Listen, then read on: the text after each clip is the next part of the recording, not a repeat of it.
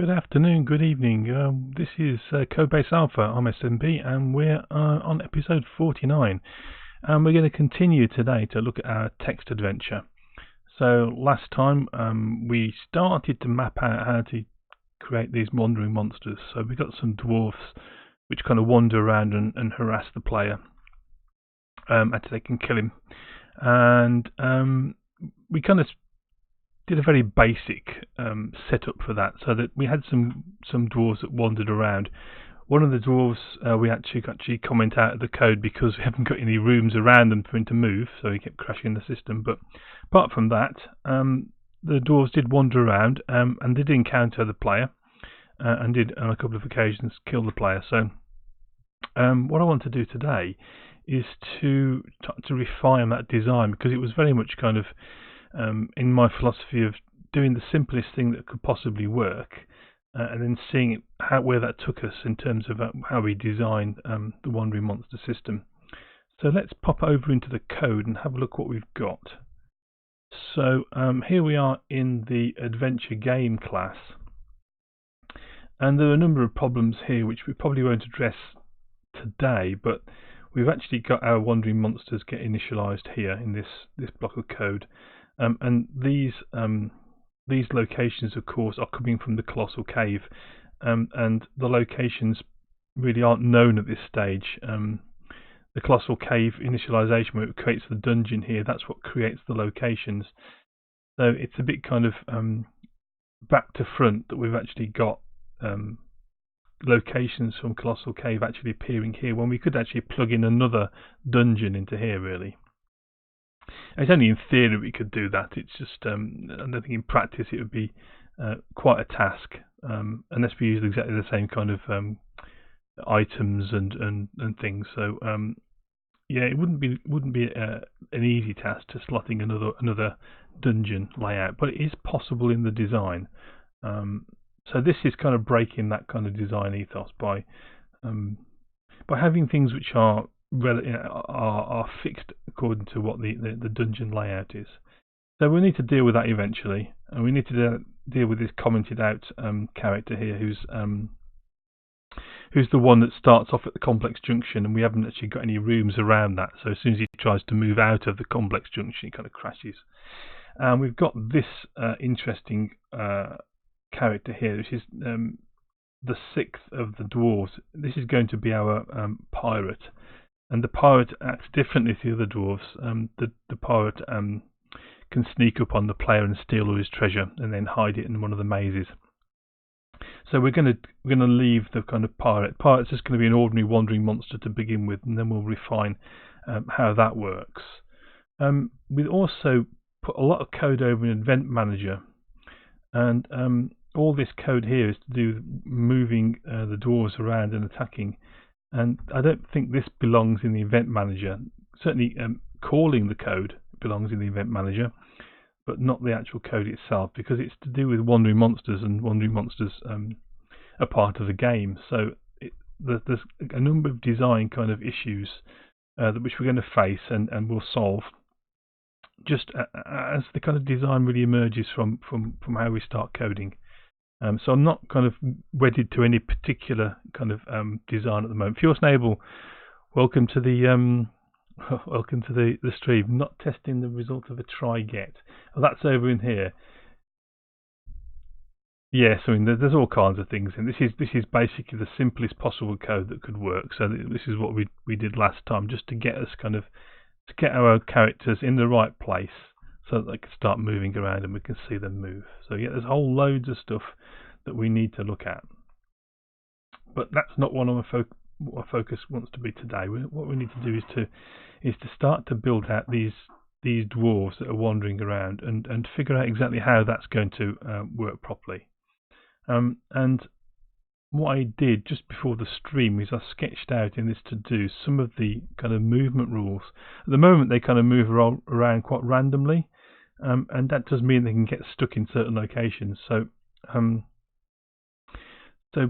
what we want to do is we want the dwarves to, if they latch onto a player, if they see a player, we want them to actually kind of end up in the same room as the player. So they follow the player around and harry them.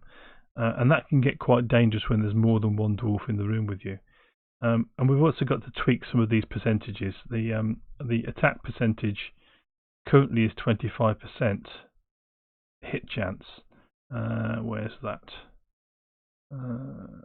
That's down here.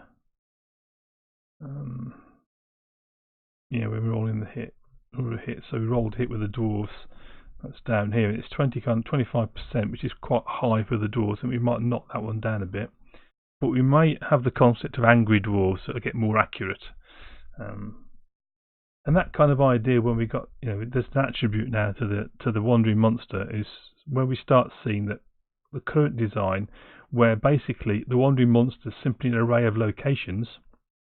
As you can see here, if we go to wandering monsters, it's a list of iAdventure locations, and that's fine to begin with. We're just tracking a location and moving it around, but we need now to start having some attributes for the monsters.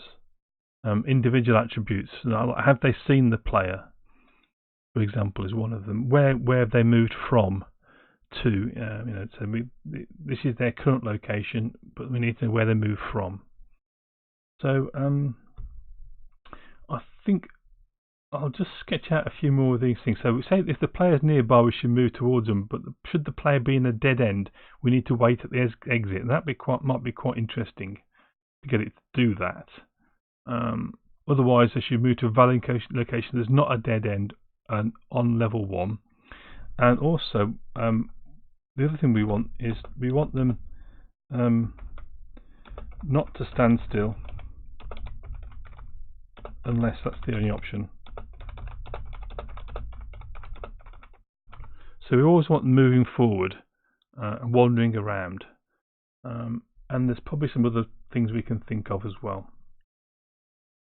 The other thing that we came across last time is that some locations initially start off very restrictive, even though there's lots of kind of rooms and passageways leading off a location.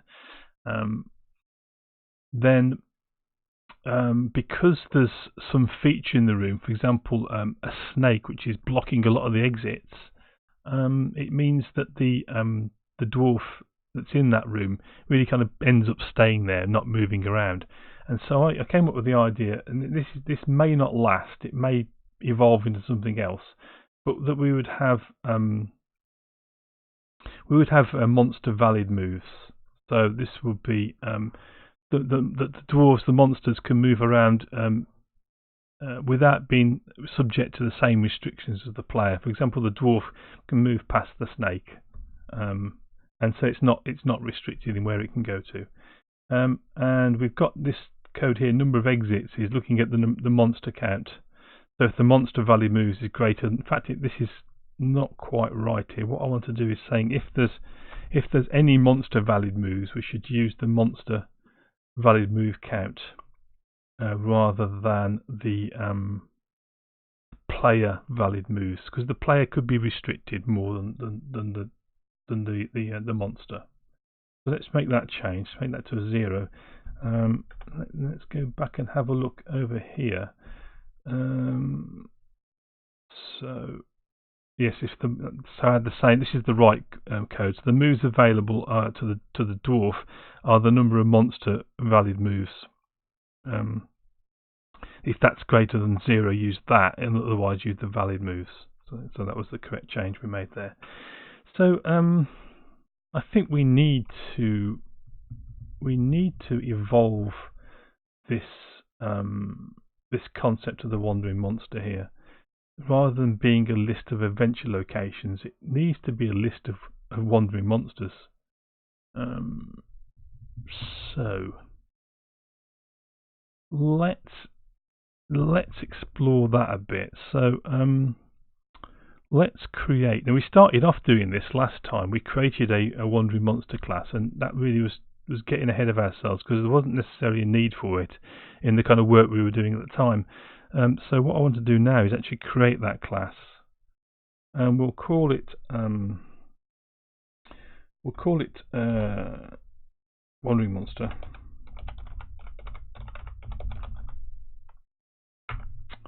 We'll create it in there and make it public. So what attributes does this have? Well, it has a property which is an iAdventure location,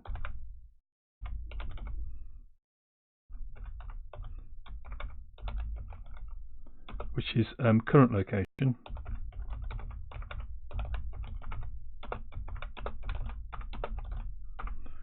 Let's just bring that namespace in. That's our interface's namespace. So it's got a current location and it's got a previous location. So let's create that.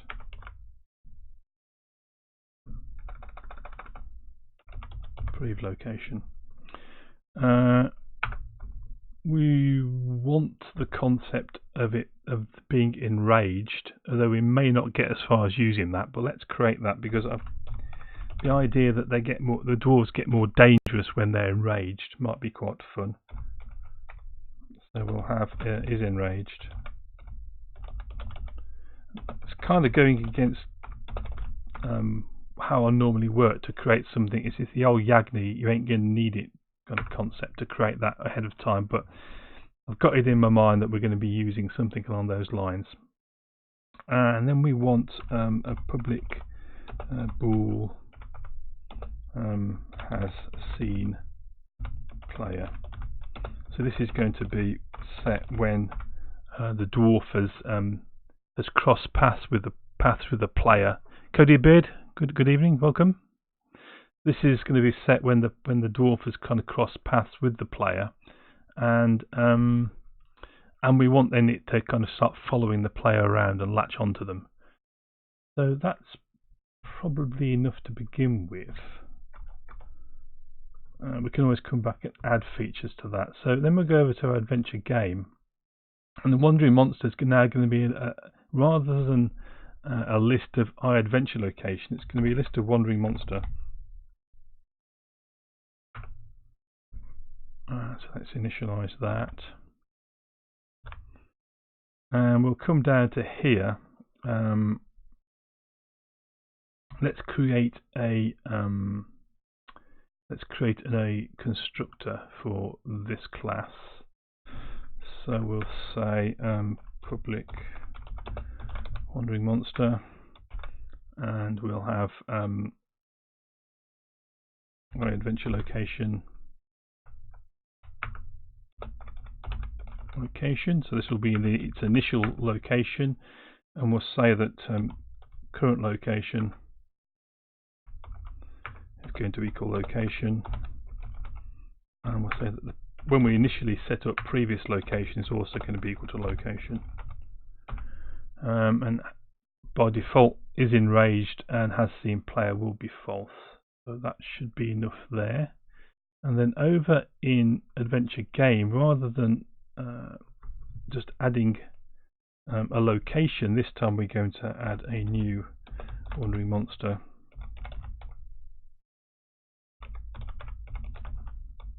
and just initialize it with the location like that. So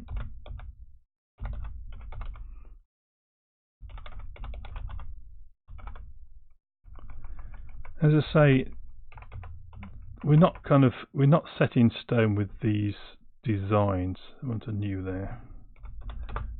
We'll just evolve it, and this is kind of how I usually like to work, unless I've got a very strong plan in mind before I start, which is usually when I'm working on something which is well known.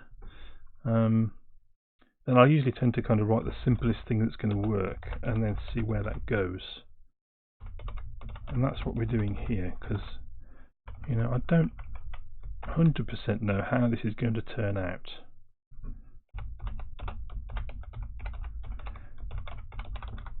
But it's been a successful strategy in developing this game, and I think that the way the code is laid out is actually reasonable. Probably not the best in the world, but it actually does seem to make sense, and we're getting quite a lot of flexibility from it. In that, we seem to be able to solve most problems. So let's go and sort out our adventure game interface. So that's going to be Wandering Monster there. Okay, so now we've got our location set up. Just drop me a map. I've got a map here of the adventure. So I've got it marked up. The reason why it's see-through is because I've got it marked up in highlighter pen. All the areas I've actually already created. They're not necessarily complete, but the actual dungeon rooms exist, which is quite important because there's quite a few rooms that don't exist, which is why we run into a problem with this little guy here. Okay, so that's that. Now we're going to event manager. Now once again, I'll stress that this event manager, the code that's being called to make the dwarves move around and do the attacks is not really isn't where it should be. It should be part of the game or whatever. We could probably need something like a Wandering Monster Manager class, which is going to manage that whole side of it. But in the spirit of let's get it working and then improve it afterwards, then we'll carry on in this vein. So what we've got here is in our check for events method here, the first thing it's doing is seeing if the player has made it to the Hall of Mists. This is probably not quite right either. This is probably what we want to say here is the current location's level is equal to 1. So if they've made it to level 1 of the dungeon, then we say the cave is open, and the cave is open basically gives them 25 points to their score. We do need to address scoring. We haven't done that either. This is the first time we actually looked at scores and gave plus 25 points, but we don't actually top that up anywhere. So there's a number of kind of features that the reason why I've kind of come back to the text adventure really is that we're not really making an awful lot of progress with it because I don't kind of stream the text adventure that much on stream. Brandonius, welcome to the stream. Thank you very much. You did a crazy thing. What did you do? Umling Geek, welcome to the stream as well. What crazy thing did you do, Brandonius? Something really crazy, I bet. To enlighten us. Okay, so that's that. So once we've opened the cave, nothing else can happen till we've opened the cave. So if we've been above ground, you put ASP.NET Core app in your WPF PF app. That is crazy. Wow. So you embedded in your WPF application, you've got a web application sitting there. And what does it do? Is it an API of some kind? Hosted the site from which site? Oh, the which site is it hosting, Brandonius? That's interesting.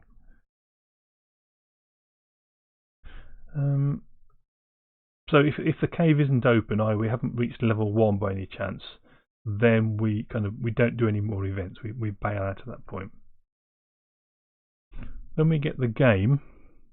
So Brandonius says, I'm going to have OBS connect to your WPF app. Oh wow! So that the chat will interact directly. That sounds very interesting. Okay. So so this bit here is interesting. We say if the player is currently on level 1. That's not quite right. We want. Oh no, that is right. So the first thing that we need to establish is does the player encounter the dwarves? And what happens basically is that there's in this case a 1 in 3 chance. I think we're going to change that down to a 1 in 6 chance that a dwarf kind of wanders around the corner, sees the player, throws an axe which misses. The axe luckily drops at their feet so that the player can get armed, and it runs away. And only after that event has happened, that the dwarf has been encountered and the first attack always misses, then only then do we want the kind of dwarves to kind of kick into action, start wandering around and hunting the player down. Well, hunting them down is a bit kind of strong, but they will wander around and then latch onto the player if they come across them. Yeah, dwarves. These are nasty little dwarves, though. These ones are. These are vindictive, hunched-backed troglodytes. Okay, so if the random number is 1 in 6, so 1 in 6 times, we're going to add an event ID to our player's event record, which is going to be dwarf 0. And why is it dwarf 0? Let's make it dwarves 1. I think I was going to use that as a counter, but we don't need to use it as a counter. Then we send a message saying that a hunched dwarf just walked around the corner, saw you, threw a little axe at you, which missed, and cursed, and then ran away. And when we add to the location, we add a little axe, which is what this code does. So that this is one of our kind of interactions where we can kind of morph the state of the dungeon. So we can add things to a location, we can take things away, we can add and remove directions, we can do pretty much anything we want using the interaction commands. And then we probably want to bail out at that point. We probably want to return.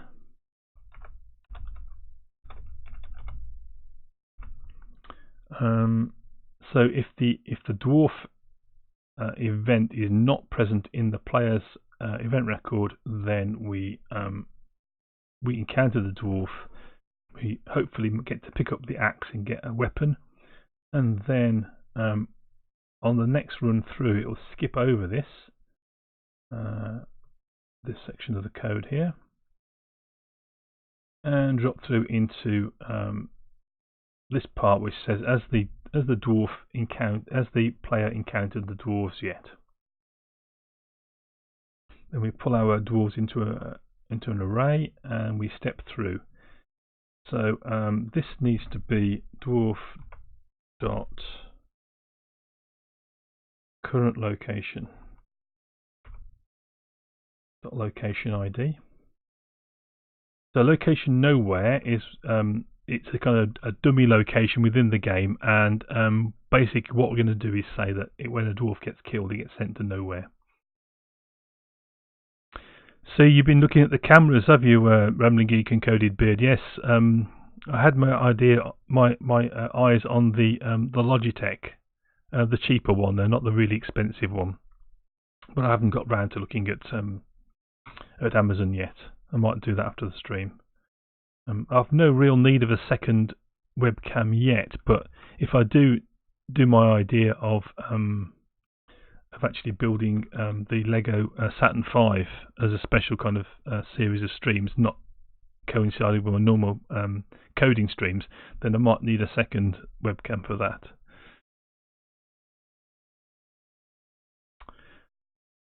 So you use a 922, but you're not probably.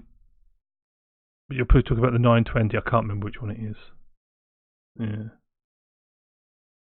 Yeah, that one was the really expensive one. Looked great, and it was a fantastic bargain. But it's just too expensive for me to buy.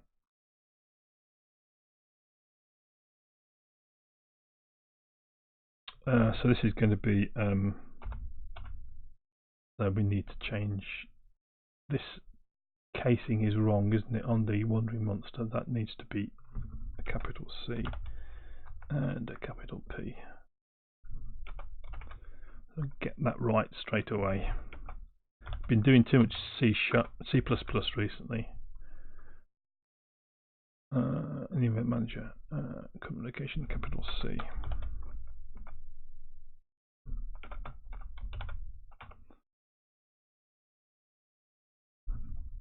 So that'll be current location as well, and so will that.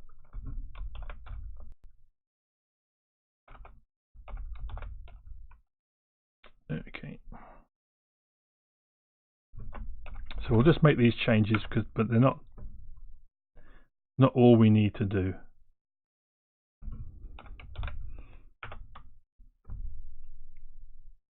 Okay, that's sorted out those changes, and it's fairly minimal. Let's just do a quick build and make sure we've not missed anything. Cheers, everyone.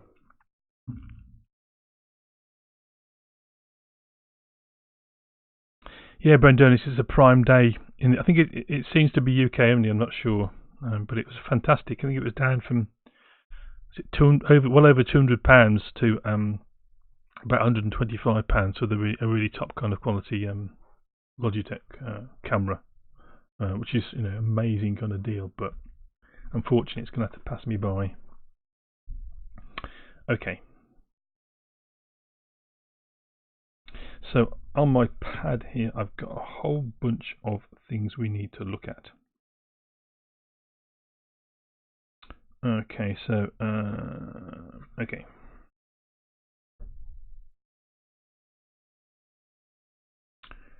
So I think that the code which positions the wandering monsters needs to move. So it's currently over here. We need to move this out. And it's going to come out of here and may end up kind of back in this class, but we're going to kind of move it out because I think we want to set the dwarves up only when they're going to exist. So if game dot wandering monsters dot count 0, then we're going to place wandering monsters.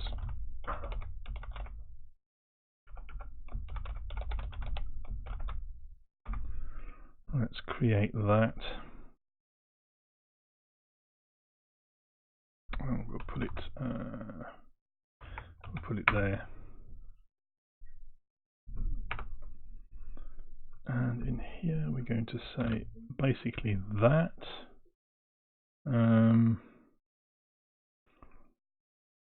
What do we need to pass into that method? So we need to pass the game in.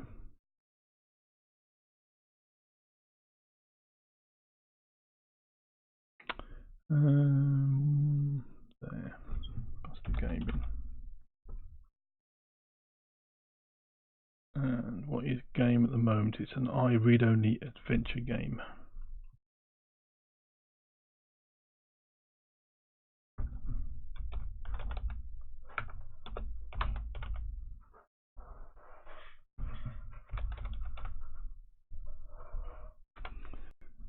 So we should be able to go and prefix these things.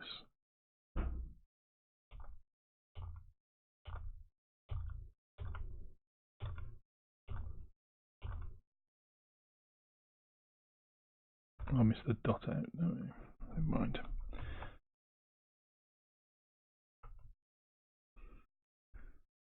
And come on, dot.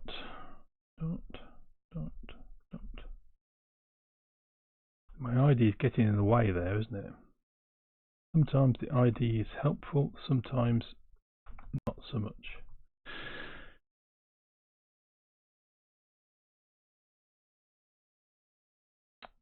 So Cody Beard says you have yours covered constantly when not in use, as Teams has an annoying habit of connecting with the camera on. Yeah, I don't keep my covered, but I don't use it for anything like that. But I think I have my work laptop is set up so that the built-in webcam doesn't fire up.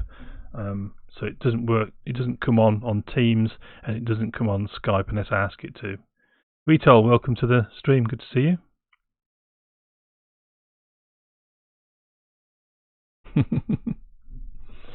Okay, so that should set up our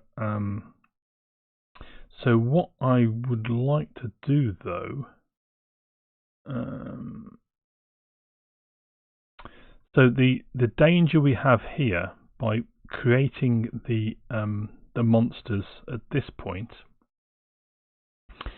is we could end up creating the monster right on top of a player, and that wouldn't be exactly fair.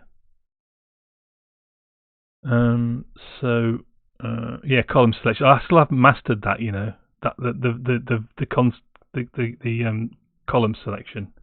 I must, because I don't tend to use it. I tend to just go through and put the dots in. I think when doing things like that, I really need to get my shortcuts worked out.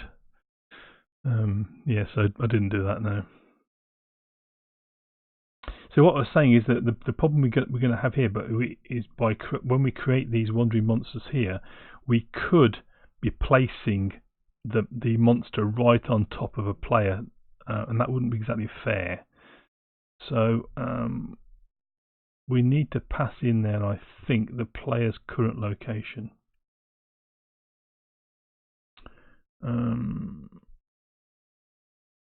Oh, so we've got that. Player.current. No, we haven't. So we need to pass in the player's current location.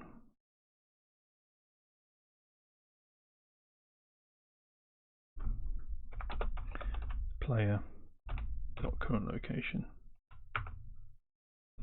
And that's going to be an iAdventure location. iAdventure location, and that's going to be player location.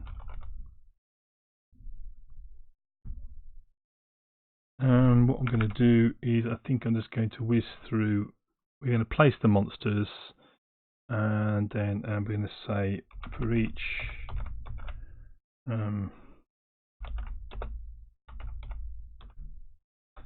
monster in.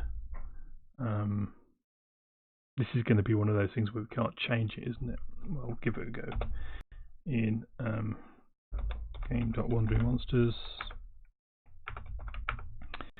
if monster.current location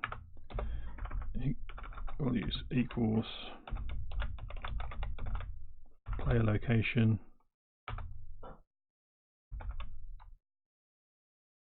what's current location going to give me?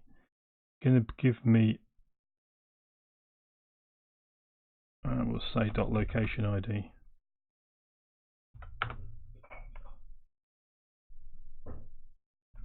And we'll say location ID there.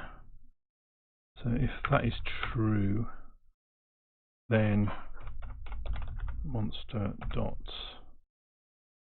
current location equals game. We'll grab an alternate location. So we'll say that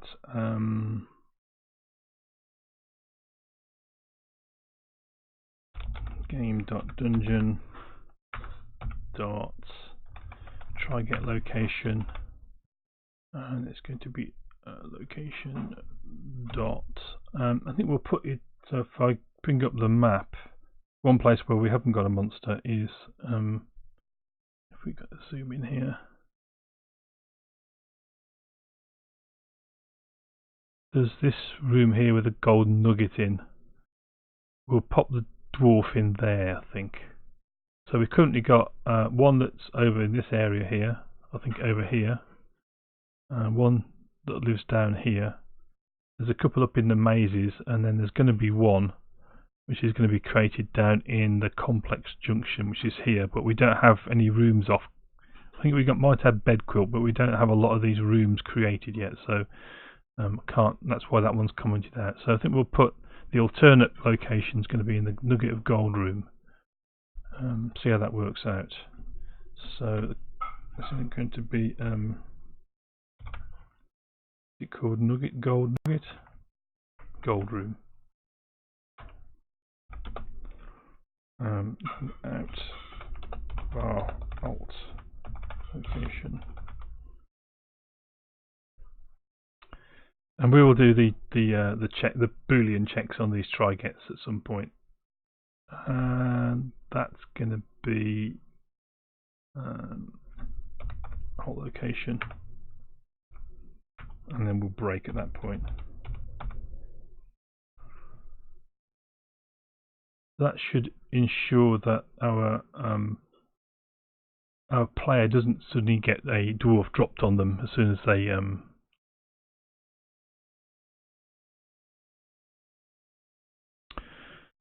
So what's going on in chat? Did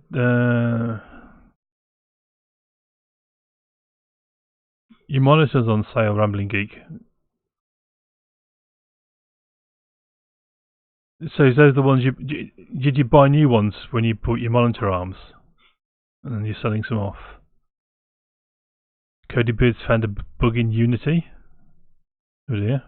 Unity is a game development system, isn't it? If I remember right, or is it or is it a DI thing? Yeah, it's a game system. Yeah, thought it was. I thought there was maybe a DI or version of control container which is called Unity as well, but probably not.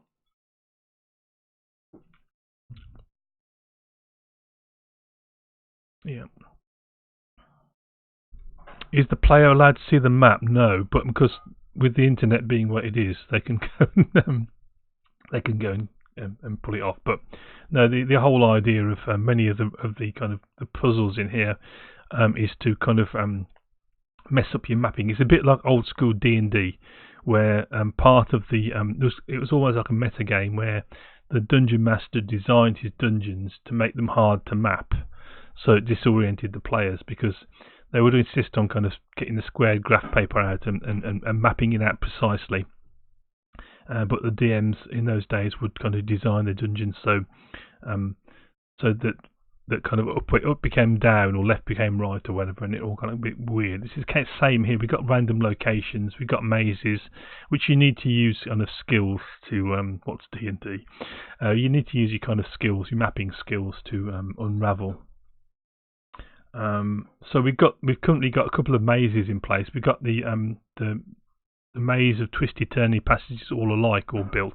And what I want to do, probably not tonight, but on another stream, is build the twisty turny maze of passages which are all different, and then look at some other kind of kind of movement puzzles, because there are a few kind of puzzles around how to get into certain areas of the dungeon. Yes, Thaco. Thaco was a tremendous innovation at the time. It made the game so much easier, even though we still had kind of descending armor classes and things like that. Thaco kind of made the whole game really easy.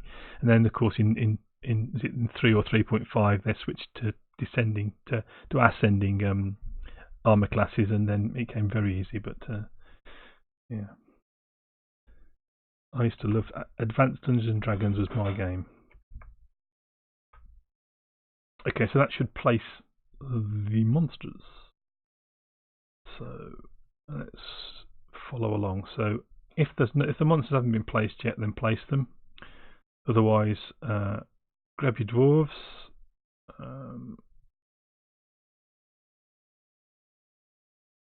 For each dwarf, if they're not dead, then not in the same room as the player. So build a list of possible rooms. So we're not in the same location as the player. Yeah, that's an interesting condition. I'm not sure if that's absolutely correct. Okay.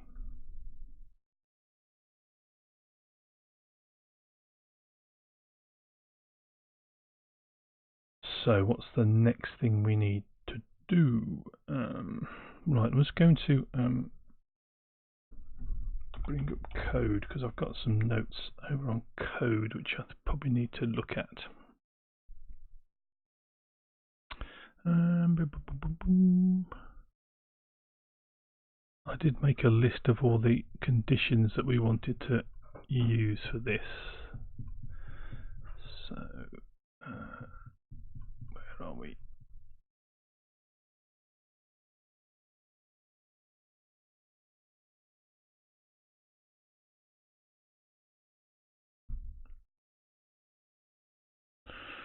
Right.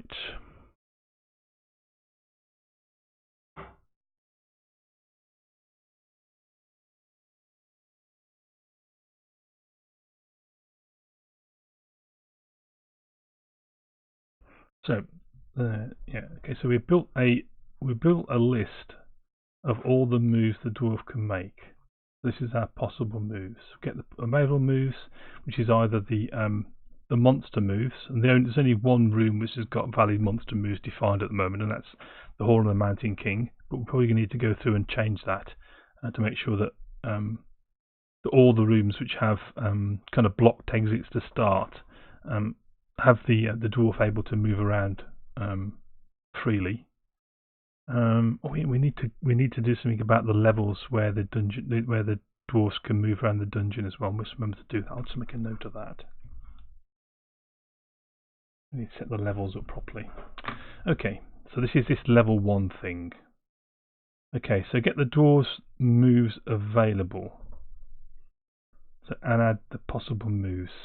If there's more than one move available, then we need to do we roll a die to see which move we're going to take. However, that's not quite right. So what we want to say is if there's more than one move,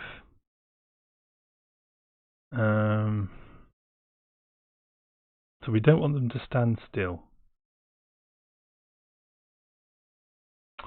Okay. So they can't move. Okay, so what we're saying here is that they can only stay on level 1. There must be more than one exit. That's they won't go into dead ends.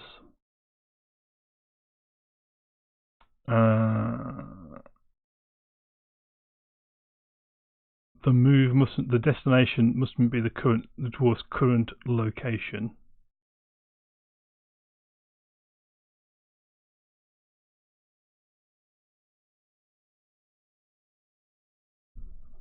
Okay.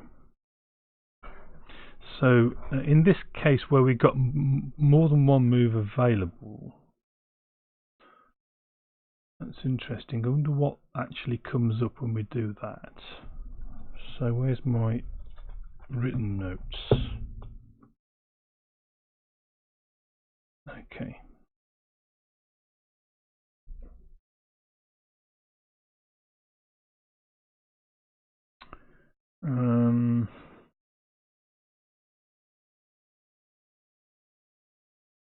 The move to location is 0.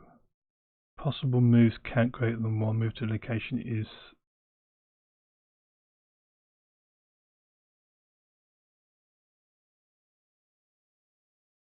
right.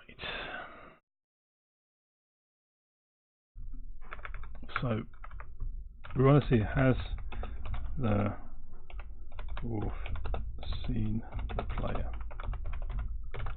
We'll just try and sketch this out now. So if the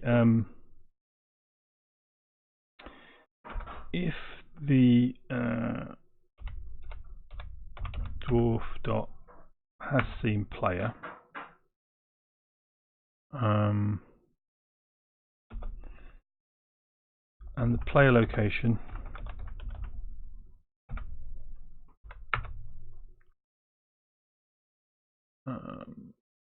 and the current location dot level is equal to 1.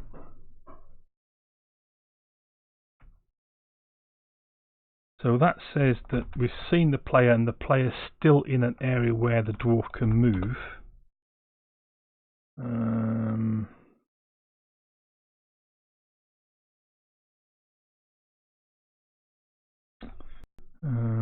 Is that what we want? Or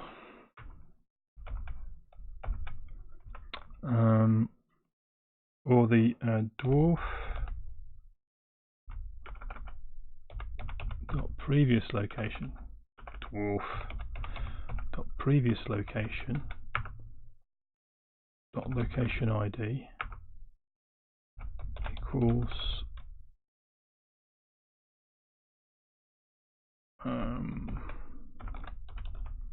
player location, player dot current location dot location ID.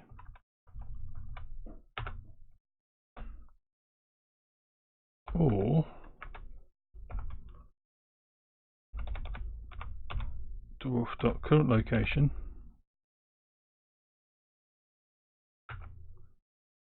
dot location ID equals the player current location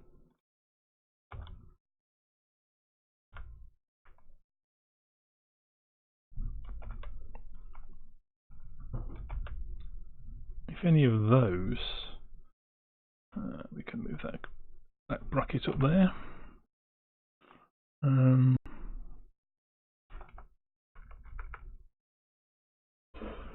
That in. I'm going to leave those redundant brackets in for the moment.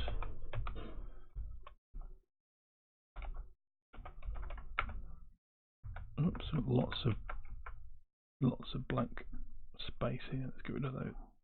Okay. So what happens? Then we need to set the dwarf. It still see the player. So as seen player gets set to true.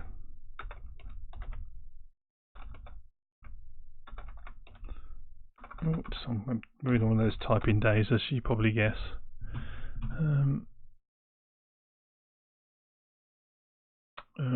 So that's set to, and then we're going to move the dwarf dot previous location is equal to dwarf dot current location and dwarf dot current location is equal to the player dot current location. So that's the bit where the dwarf now is kind of glued to the player. It's going to move wherever they go. So when we actually do a move, we need to preserve the previous location. So game dot wandering monsters I dot previous location equals current location, like that. So that keeps track of that. So we need to bail out at this point. We're not going to move randomly. So this is random movement. So at this point we can continue with the next dwarf.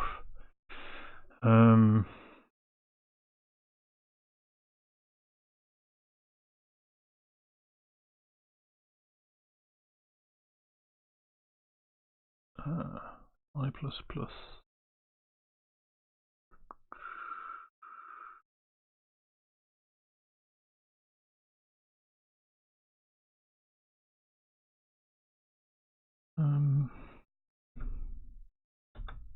So it's not.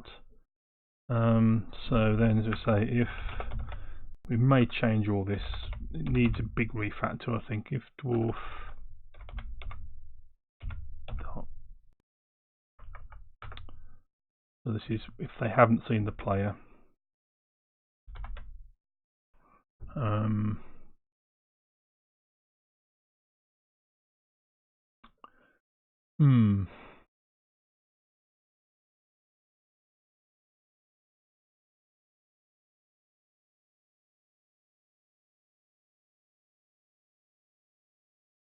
What's the best way to do this? So what we want to do is set that to false, because it may be that they previously had seen the player, but they've moved away into a location that the dwarf can't follow. So that drops through to here. We need to. God, this I++ is a pain.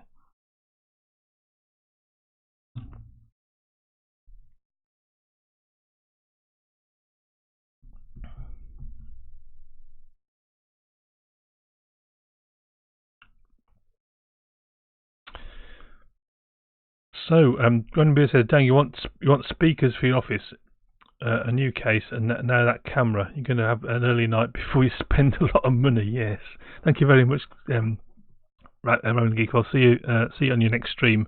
I don't know if you streamed on Sunday, but I couldn't catch it if you did. So, hopefully catch you on your. No, it won't be this Friday. Going out this Friday. So hopefully you'll be streaming soon. I'll catch you next one. So have a good evening and don't spend any more money. What's the best way to go about doing this?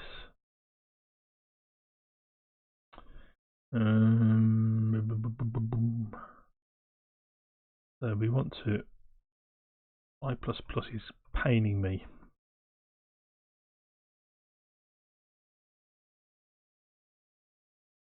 Why is it there at all? It's because of this change, isn't it? It's because of that.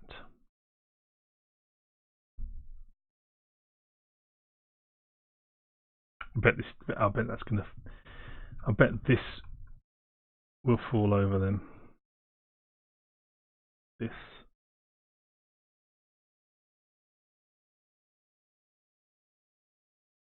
Will probably fall over at some point. You're going to stream Friday. Unfortunately, I'm going out on Friday, so I won't be able to catch you. But yeah, hopefully maybe on Sunday. So you only got a few. I saw your tweet that says you didn't get much sleep, Rambling Geek. So you get an early night and get some sleep. I know I need plenty of sleep. I've got the whole rest of the week is all day meetings every single day. I don't mind meetings, but it does mean I don't get anything else done. All I get is loads of actions out of meetings, and I really need to do with the time that I was in the meetings to clear the actions I had from the last meeting, so that I don't get more. Still, it's exciting times at work with our D365 implementation, so I mustn't grumble. Okay, what's the best move for me to make here?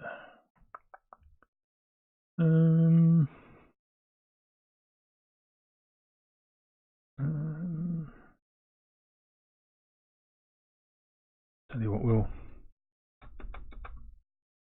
we'll make it easier on ourselves. We'll do this for now, but I don't really like it. We'll do that for the moment and just work out, because I think there's going to be some issues, but and then we can continue safely at that point.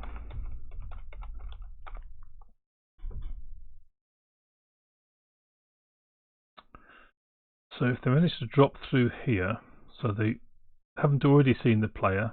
If they've already seen the player and they're still level 1, or the player was at their previous location, so they saw them as they moved, or at their current location, then do that. Okay, that seems reasonable. That should mean that the dwarf will follow the player. And then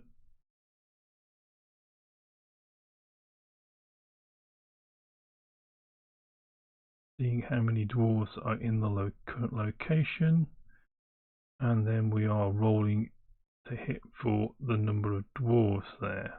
So that's a bit of a problem. Feels noble. Meetings are okay, except I usually end up with more things to do and have less time to do stuff. Exactly what I'm finding. You have to do an intense thunderstorm there at the moment as well. Wow. It's really kind of warm and sticky here in the UK, so I guess if the cold air comes from where you are, we could get thunderstorms as well. Right.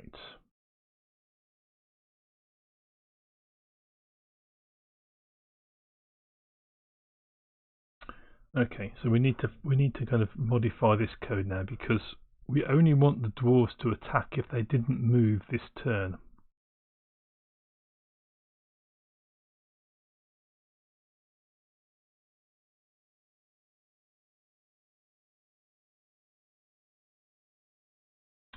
Okay.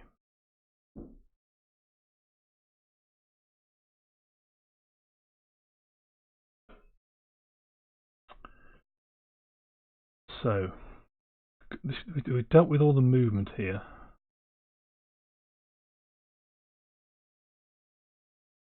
So this is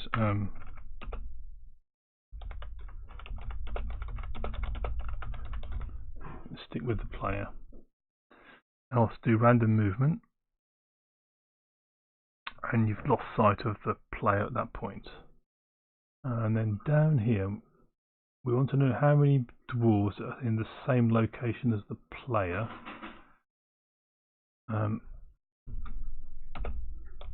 And dwarf dot current location dot location ID equals dwarf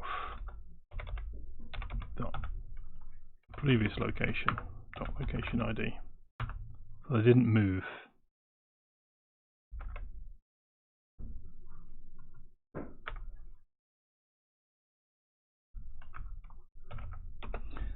Our dwarf is in the room with the player and didn't move this turn.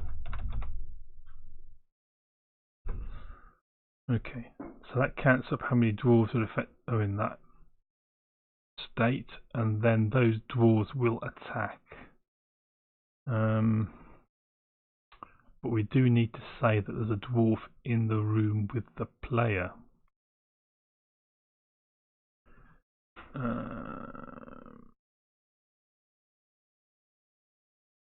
Okay, so we need to split this into two tests. Let's just grab this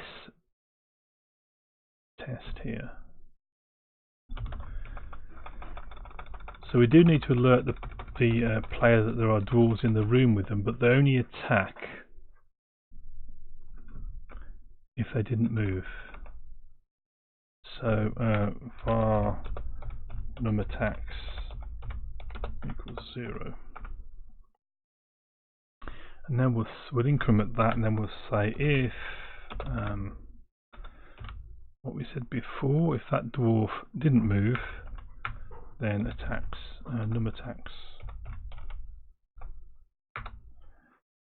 plus plus.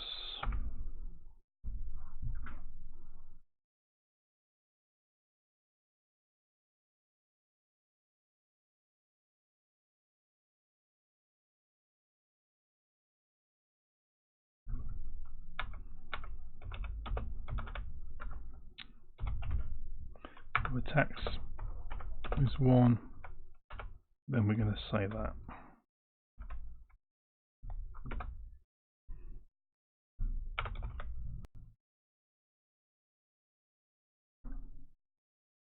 So there's a lot of tidying up we're going to be able to do here. We're not following a dry principle at all at the moment, but so there are num dwarfs in the room with you.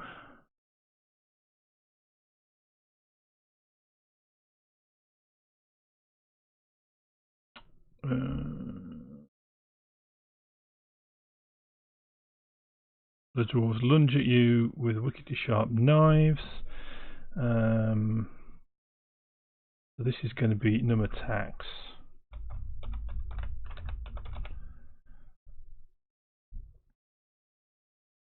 Which means we can say here if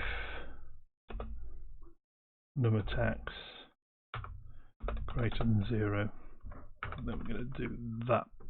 We're going to put that message out.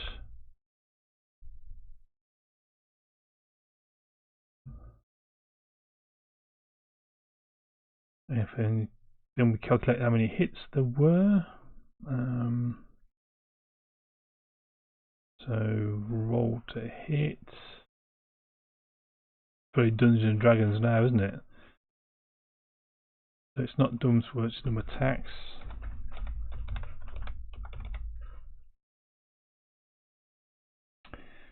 So that's that. And it's currently a 25% chance. Let's go from 0 to 99.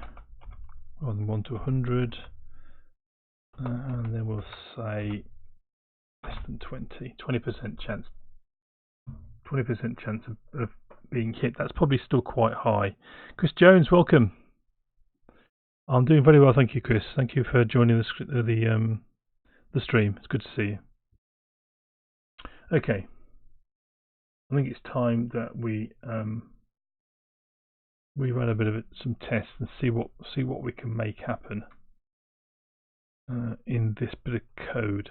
So what we'll do, we're eventually going to put a breakpoint in here at this point here, I think, but we won't do it yet. Let's fire up the bots. You'll get a message in chat, say the bots are available. So that comes up. Let's bring up our Slack client. Alpha bots now in chat. Yep. So here's our Slack client. So we can now do exclamation point adventure ADV. We're in the adventure and we're standing at our usual starting point by the brick building at the end of the road. So we're going to go in. We're going to grab the lamp. I do want to look at some of the way we're doing our commands at some point, because I think we should allow people to say grab the lamp, for example. Also, there are too many lamps available. We're going to start to introduce some time pressure by having the lamp run out of batteries. But there's currently an infinite number of lamps available for the multiplayer kind of idea, but we need to sort that out. So I'll make a note of that, because we should sort that out actually. That's something we can do today. Got the lamp. We're going to light the lamp. So if I now look at my inventory, I should have a battered lamp which is lit, and now I can use our test command, which is teleport, which should take us somewhere. So we're in the Hall of the Mountain Kings. Now we know that in the Hall of the Mountain Kings there is a vicious snake barring our way, but there's also this is a spawning place for one of our dwarves. But you notice that we haven't hit a dwarf in this room because we haven't encountered the very first one, the one that throws the axe at us and then runs away. So let's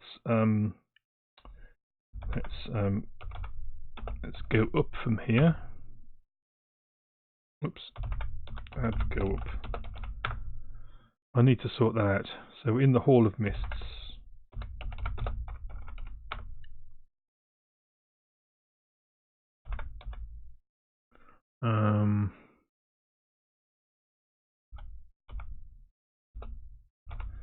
Go west. That's it, to and go west. The east bank of Fisher. I'm trying to get it for the dwarf to appear.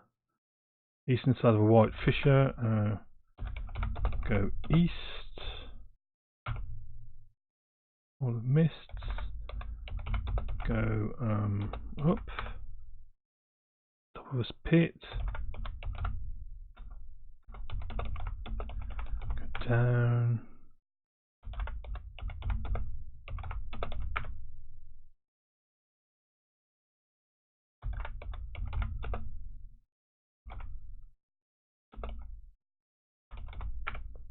I think I might have to force the dwarf event to happen. All of Mists. Go down at this point. Imagine Kings.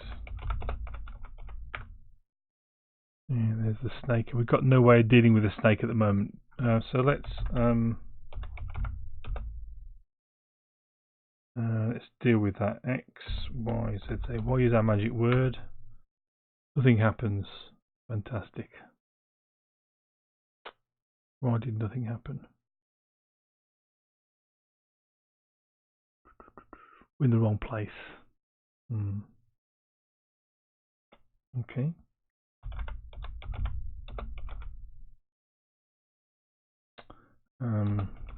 Go up. So I think we need to stop this, and we need to force ourselves to encounter the dwarves. So on our teleport command, where's our teleport command? So in our commands, teleport, we're as well as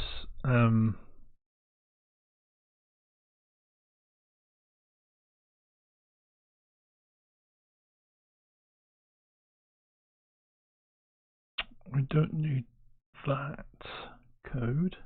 What we'll do is we'll okay, that should have set the dwarf. Okay, if the player event record doesn't contain the dwarf's key, it should set it. So we'll do that. Okay, well that should have done what we wanted it to do. Let's start up again and see what the code is telling us.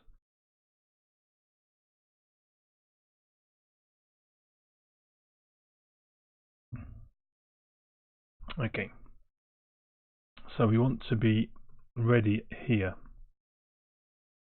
Bring up Slack. Join the game again. I'll tell you what, I need some music. I'm getting the music going. Let's get some music in the background. Adventure. Go in. Get lamp. Light the lamp. Before we teleport, we're going to place a breakpoint there. And in Slack we're going to do ADV teleport. Okay, so we hit here. So this is true. So we should now place the wandering monsters. Let's go into that. Let's step into that.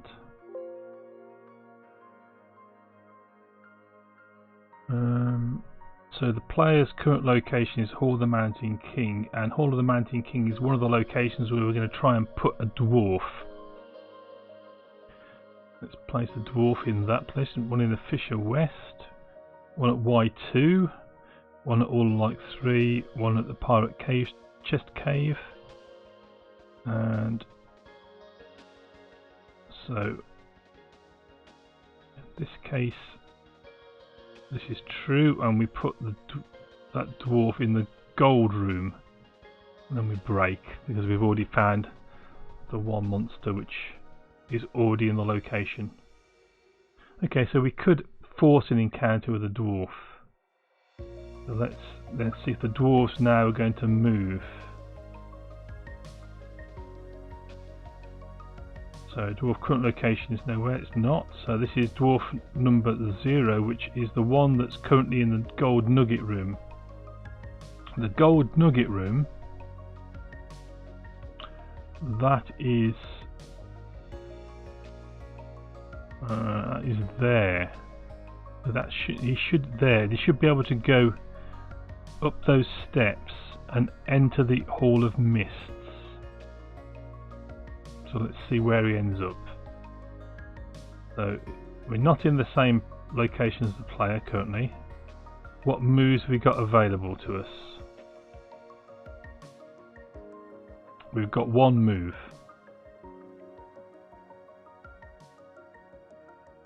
And that's to the Hall of Mists east.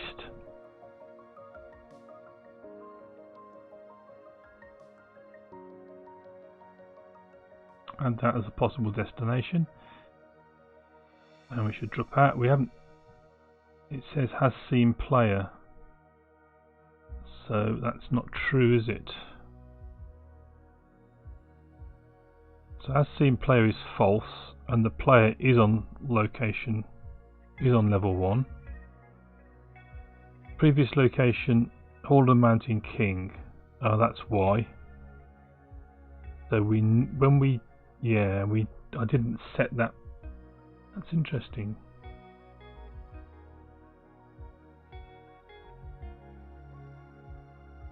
Okay, well let's leave it as it is. That's not correct, is it? Down here when we need to set the previous location as well, but this should mean that the dwarf should move magically to our current location. Let's see what happens. Dwarf previous location becomes current location. Gold room. Ah. Okay. It's going to go to the Hall of the Mountain King, and then we're going to continue. The rest of the dwarves will move around. So let's move to here and continue. So we now going to see what happens with that dwarf. So is the player that's currently in the same location as a dwarf?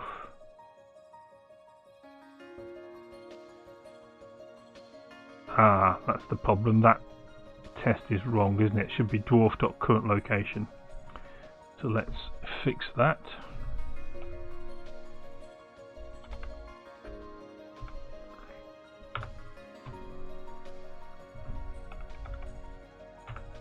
Like that, and we'll use the equals to be consistent. So that's that, and then the other problem we had was down here when we moved the dwarf. Monster dot previous location needs to be the alt location as well. But what we'll do is we'll comment that line out, because this should force an encounter with the dwarf straight away, which is probably what we want to see. Let's run that up.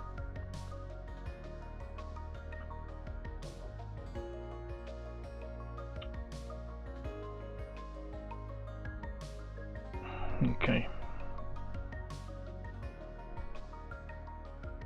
Let's join the game again. So this game is intended to be able to be played in chat using whispers. So eventually we'll be hopefully able to test that out on stream. Adventure, go in. Get lamp. Light lamp.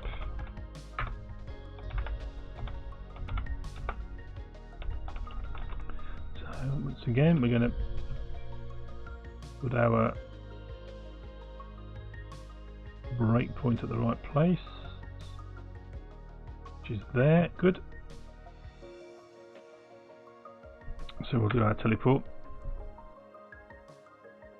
So we've commented out the line of code which actually prevents the dwarf ending up at the initial kind of spawning of the dwarf ending up on the same location as the player. Well, this will help us do this test. Okay, let's wander through this code again. So place the wandering monsters. So if we get the dwarves,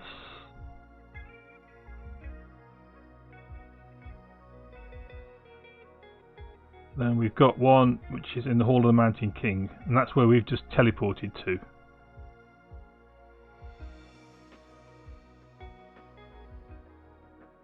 Okay. So this is the one that is... So that's wrong as well. That line of code's wrong there. It should be the dwarf current location, and we need to compare location IDs. However, let's continue. So this is the dwarf which is in the Hall of the Mountain King currently. It's in the gold room, but we're gonna, because it's going to cross paths with the player, it thinks. So it's possible moves get calculated there. Here we think it has seen the player, so we set that to true. We set the previous location to the gold room and the current location to the Mountain King, so it's now going to teleport magically and incorrectly into the same location as the player. So we're going to continue from there, and now we're here. So now we're going to look at our wandering monster. So in this case we are in the same player as same location as the player. So num dwarves gets set to 1.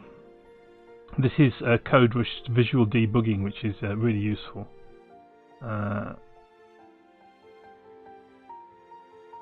So did it move? It did move to get here. So num attacks should not be set. The rest of them should go through okay. Continue here. Number of dwarfs is greater than 1. It should be 1, equal exactly to 1. We've got 1 dwarf in the room with us. We should print out there's a nasty looking dwarf in the room, but it won't attack. And that should be that's no good, is it? That's saying he missed and he didn't actually attack.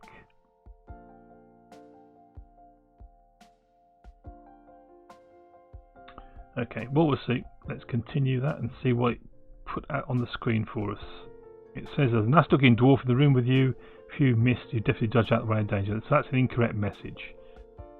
But it does show that it didn't attack the first because he had moved to get to our current location. Okay, that's looking pretty good. So let's just come out of here. So we need a few things we need to fix up. So the first thing is determining whether the dwarf is in the same location as the player. So this should be current location dot location ID, and this should be dot location ID, and we'll change this to use equals.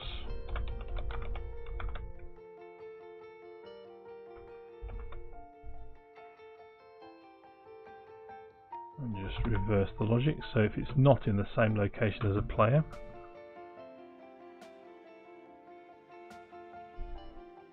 then it's going to move. Okay. And then the other problem we had was this was working a number of hits.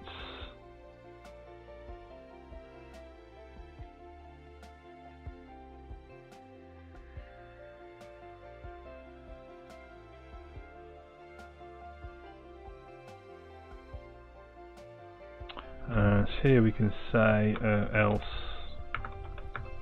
continue. So there's nothing else to do. We don't need to check for. Oops, we're not on a loop.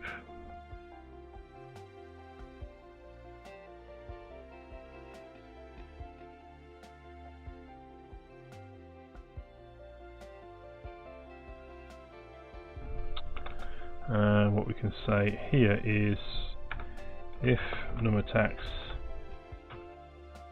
greater than 0,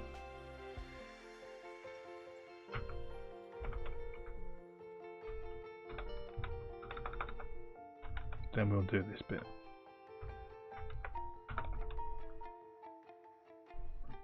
And there's a lot of refactoring we're going to have to do on this. I think it needs a lot of tidying up, but as I say, let's get it working. There's too much code in this this method.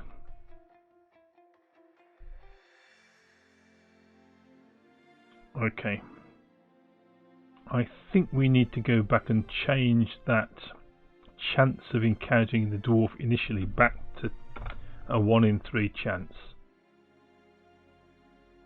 And we need to go back down here, and we need to uncomment that line so that the previous location is correct. So do not spawn a dwarf on top of the player.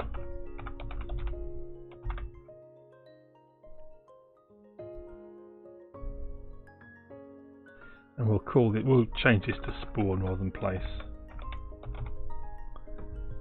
That's more it's doing, it's actually creating the first time. Spawn's a well-known kind of gaming term, isn't it? Not that I'm much of a gamer, but not a video gamer anyway, so spawning is pretty much a well understood term. Okay, let's just make sure that still builds.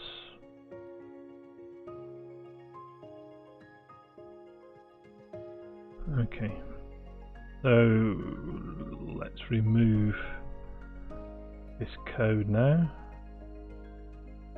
Let's go to our teleport and let's comment out that code. In fact, we'll leave it in there.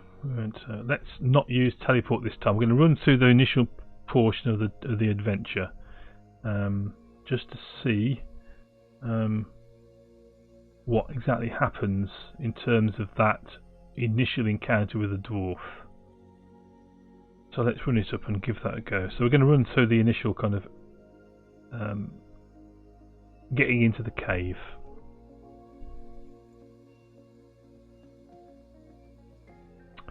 Because there's lots of features that I need to make sure that we set up in terms of just niggly little details of the environment of the adventurer's environment, because we need to make sure that where there's water that we mark those as locations where water is available, because that's quite important later on in one of the puzzles. Okay, let's bring up our adventure.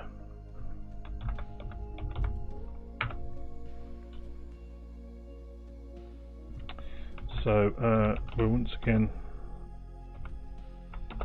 go in. So if we have a look inside the building, we'll see there's a number of objects in here. One of the problems is the several battered lamps. We need to kind of sort that out. Because we're going to have the lamps run out of batteries, we can't have several lamps. It can only be one.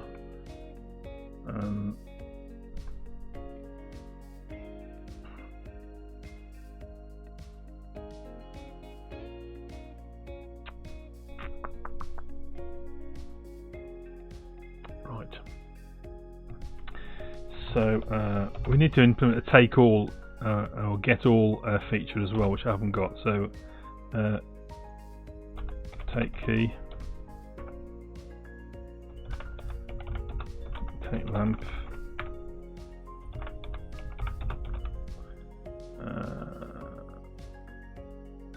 that's all we really need.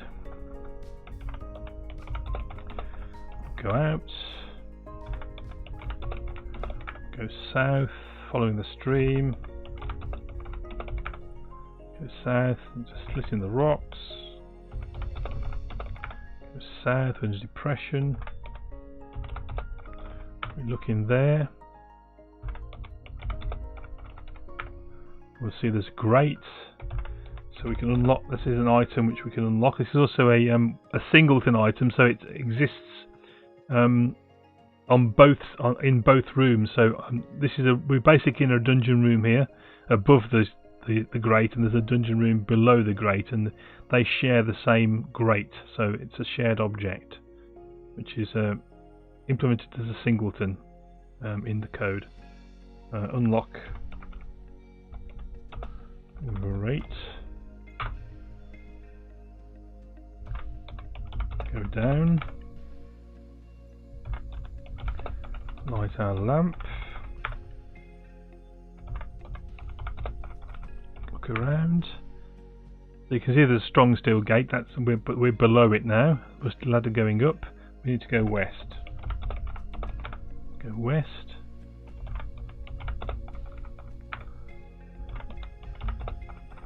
Good spell. So we're going to grab the cage.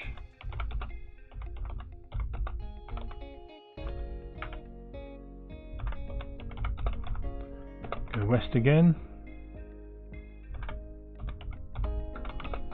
forgotten what's in these places. So the black rod there, and there's the magic word XYZZY, but we're going to ignore that. Go west.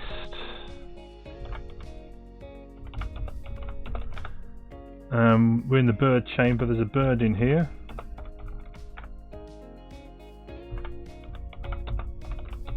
Get the bird. So we've got the bird. So you notice the bird.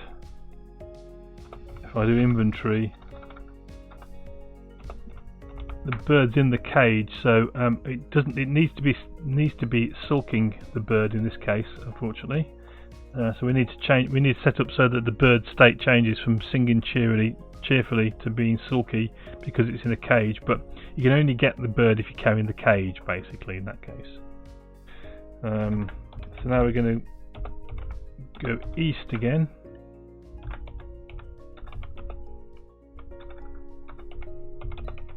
I'm going to go and get that black rod.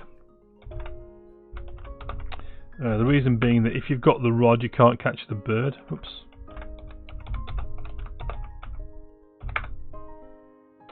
So now we can go west again.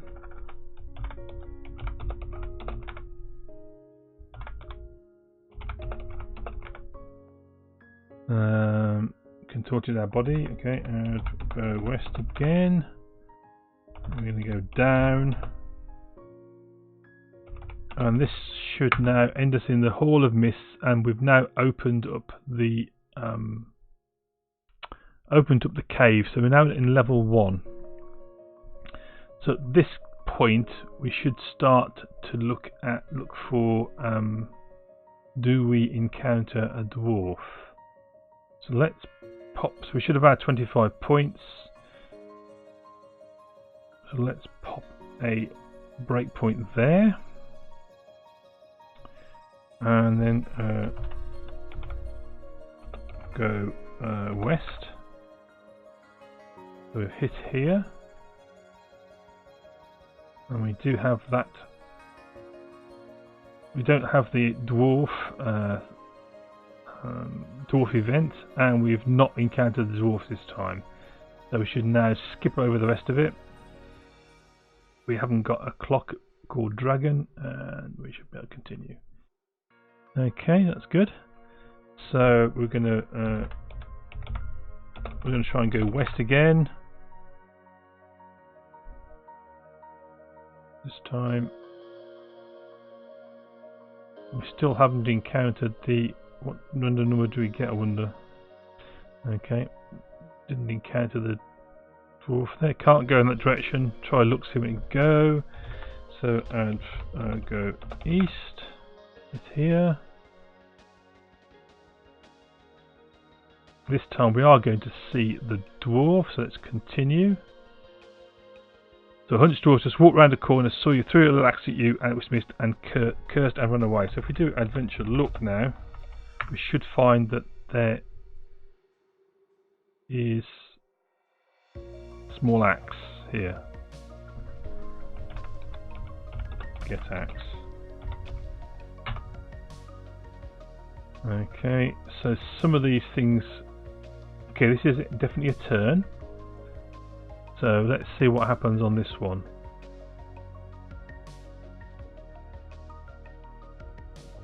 So wandering monsters have been spawned. We've got 5 wandering monsters. We've got 1 in the Hall of the Mountain King.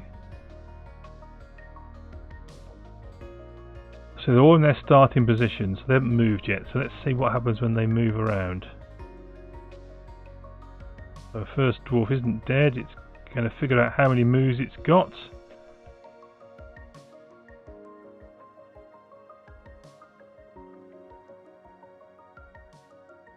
Why does it think it's only got 2 moves?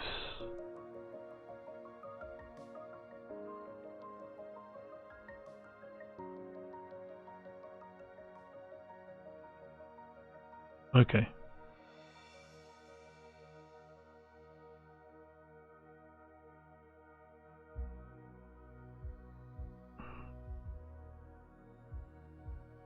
Monster valid moves is 0. That's not right in the Hall of Mountain King.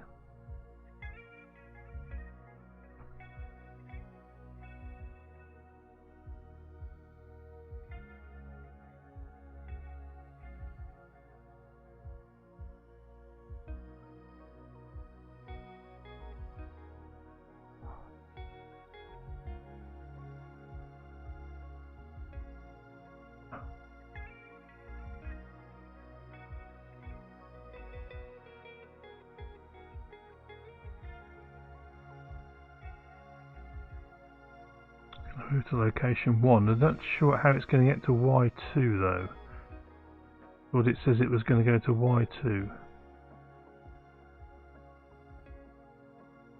New location is Y2. There's no route from the Hall of the Mountain King to Y2. Okay, well it's going to move. There's a nasty looking dwarf in the room with you. How interesting. So it has moved to the Hall of Mists. So I'm just going to mess around now. I'm going to just look. If I could actually spell look.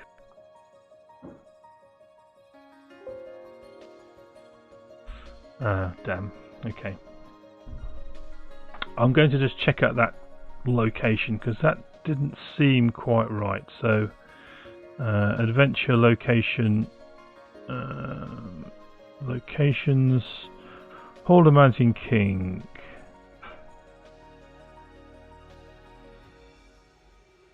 You see, those are the monster valid moves.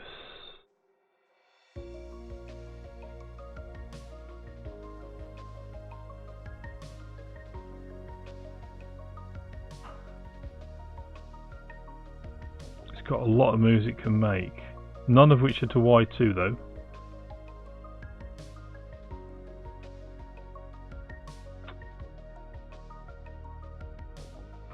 Interesting.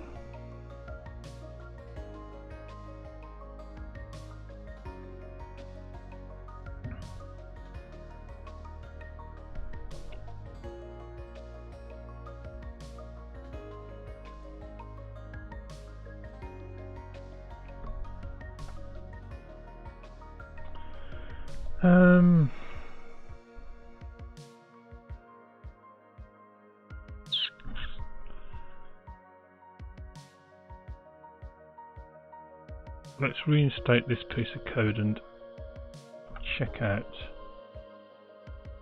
once again what's going on with that dwarf, because it seems to be moving okay, but I'm not sure we're recording the previous location correctly. Okay.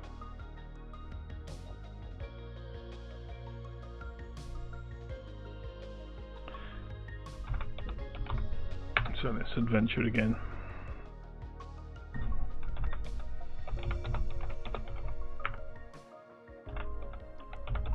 Get the lamp.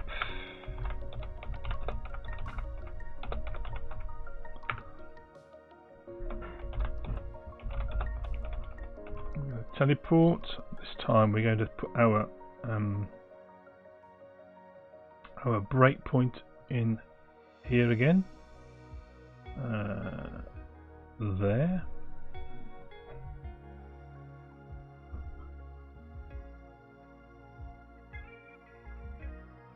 And we'll put one there as well. Okay, so let's teleport into the Hall of the Mountain King. We hit here. So we're going to go and set our wandering monsters. We spawned those. So our wandering monsters now all started out. There's one. This one should be in the gold room, which it is. And we've got one in the Fisher West. One at Y2. Yeah, all the lights are pirate chest. And then we've got our fifth one is one's commented out. Okay. Our first dwarf.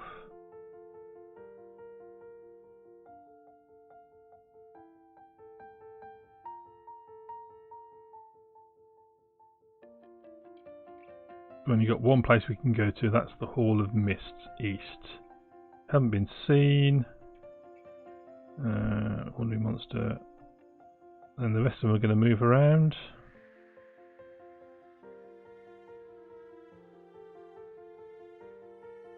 So where's the other one gone? So this one's gone to Hall of Mists West. Good, that's moving around okay. We'll continue and then we'll just check where they all are. So one's gone to Hall of Mists East from the gold room. One has moved from Hall of Mists West West Fisher to Hall of Miss West. This one's gone from Y2 to Low Passage. So this is a dangerous one. All of that's moved through the maze. That one's moved through the maze. So they're all moving nicely. We can step into here. So if we pop a breakpoint in there and continue, num dwarf should be 0 and we can continue. So if we now go, up, we should encounter a dwarf, because there's one sat in the Hall of Mists, which is up from all of the Mountain Kings. So here we've hit here. Skip over the spawn command, and then we're going to say it's not dead.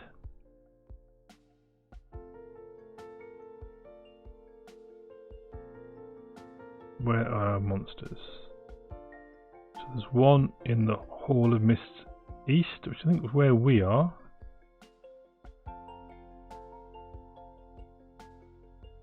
Low Passage. Okay, let's continue. We've hit here. Where's the one that was in the Low Passage gone to? That was this one. Is in the Hall of the Mountain King. Okay, so it's moving around. It'll probably be bad for us at some point.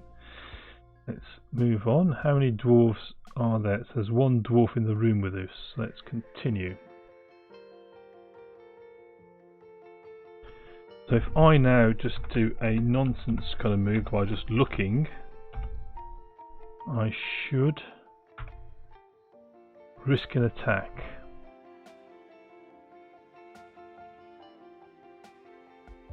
So I've got a dwarf in the room with me. This time it hasn't moved. So num attacks.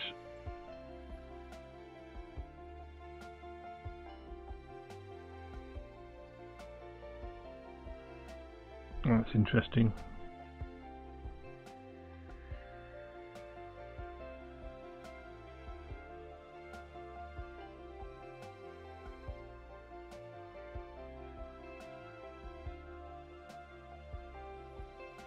Why was num attacks 0?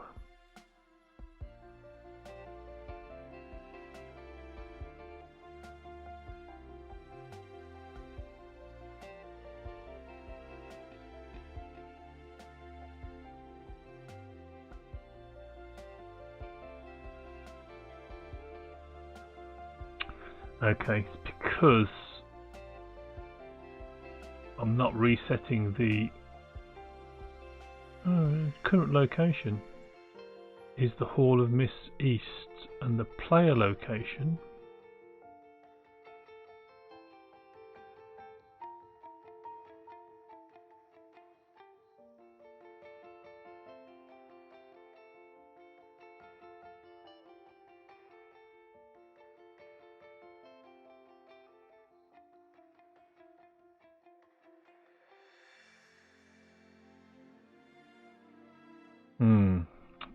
this isn't the previous location didn't get updated. Why didn't it get updated?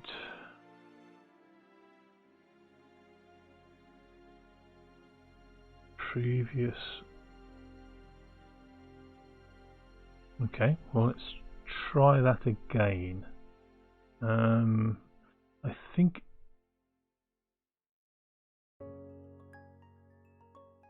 let's pop a breakpoint. Oops. Pop a breakpoint there, I think. Continue.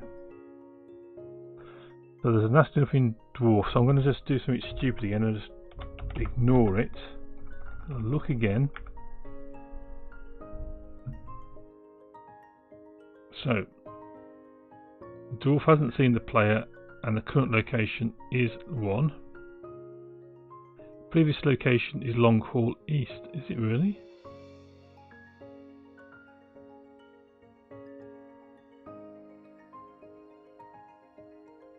Previous location is Long Hall East.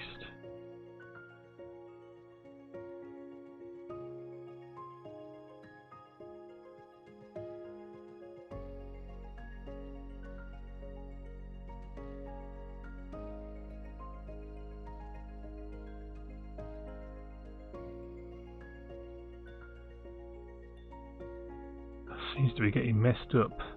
I think my this code here is causing me an issue. My dwarves aren't moving consistently. So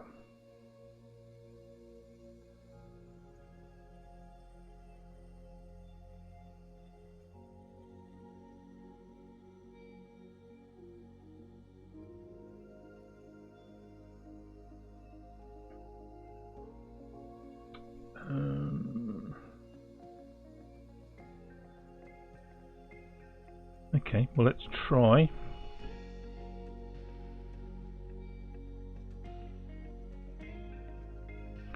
This code here doesn't seem to be correct, and I'm adjusting the dwarf here.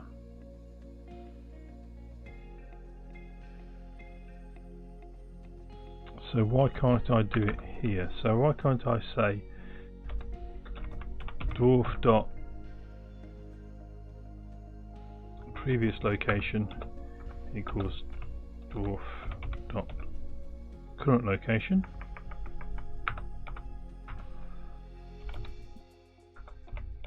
dwarf dot current location is equal to new location.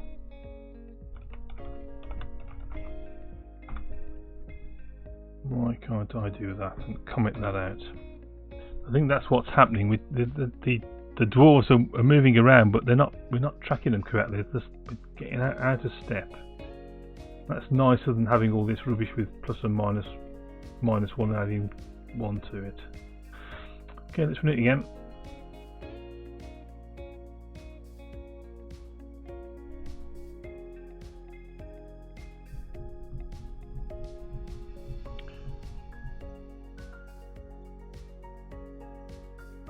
So I never seem to get as far as I want on these streams. It always seems to take a lot longer than you anticipate.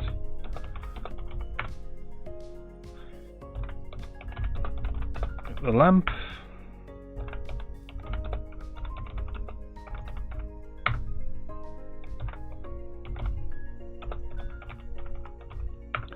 So we should hit here. Right, let's see how spawn those monsters. They are spawned. Let's make sure in the right place. Gold room, yep. Show west. Right to it, etc. Continue. So on the first dwarf, they haven't seen the player. Player is on level 1. Previous location is the gold room. Current location is the Hall of the Mountain King. So he's moved. The Hall of the Mountain King. So we're in the gold room. Our current location is the gold room. Okay, so we continue. Continue for the rest of them. Then we should just skip over that. Num dwarves is 0, and on we go. So if we go up, let's see what happens. So the wandering monster count is not 0. Our monsters are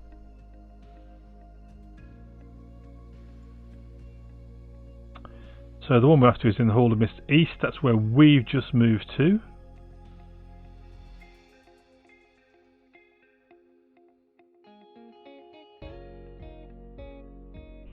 So we haven't seen. He hasn't seen that player. This is the one that's in the Hall of Mist. He's in the Hall of Mist West. Okay, must be the second one going through. Okay, and that's looking dwarf in the room with you, and we're going to just do a silly stalling move.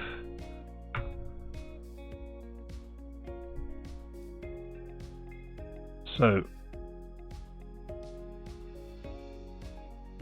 current location is there, player location is the Hall of Mist. So we should now, no, it's west and east.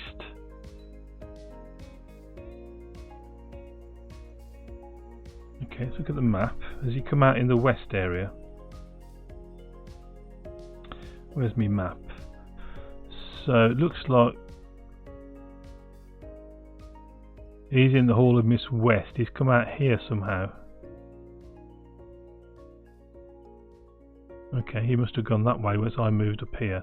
So if I move that way, if I move to the Hall of Mist... Oh, Hall of Mist West, that's over here. Really? Is that where he is? How does he move there?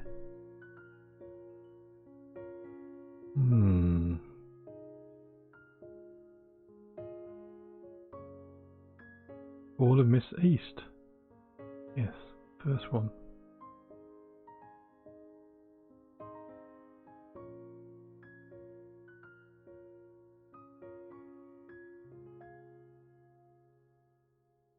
So let's just check these.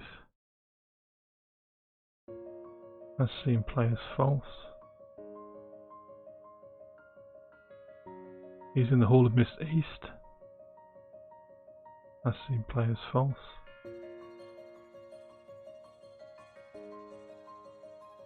But he's in the room with me.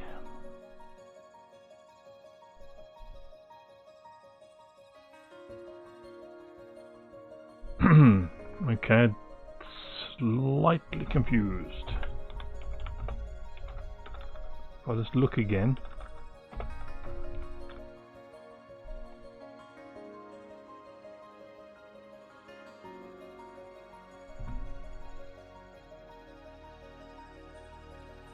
See where we all are now. So we've got one in the Hall of Mist East. The previous location is still set to Gold Room.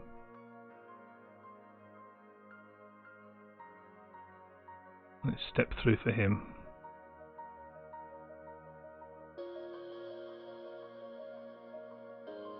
I skipped over all of that. The current location. It didn't. Oh, he hasn't moved.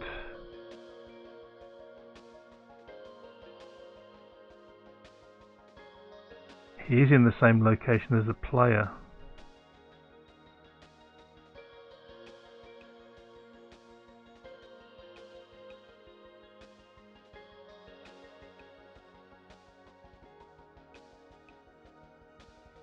In which case, that's true, isn't it?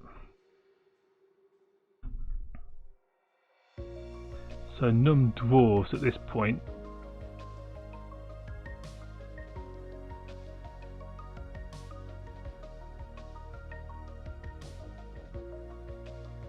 Here's one.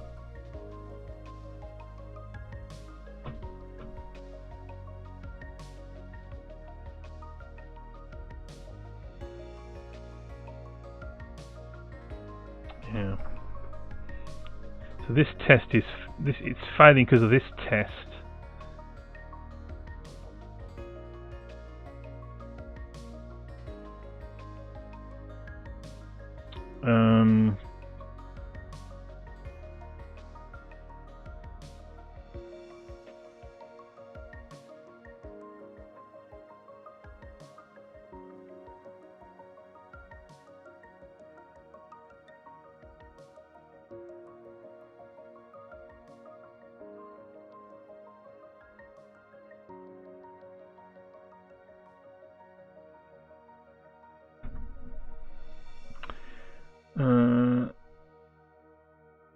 Dwarf is not dead.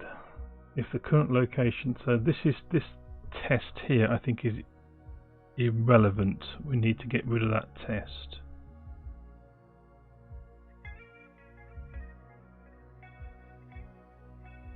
We need to lose one of these.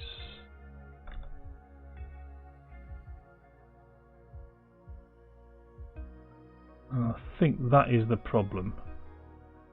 I think. Let's try again.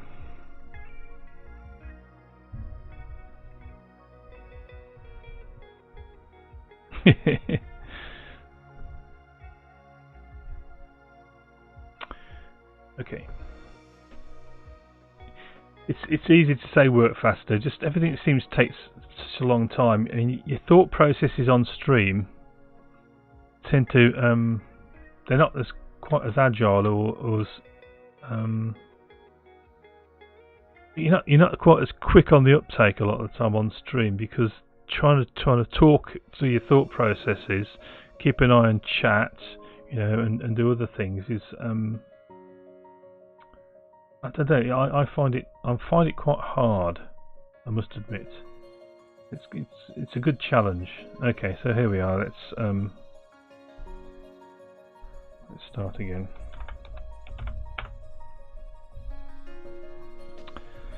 So do the same things again. We go in.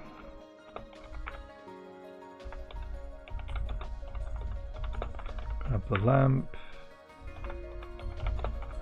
Light the lamp. We'll teleport. So we should know the first time through that should be false. He's in the gold room.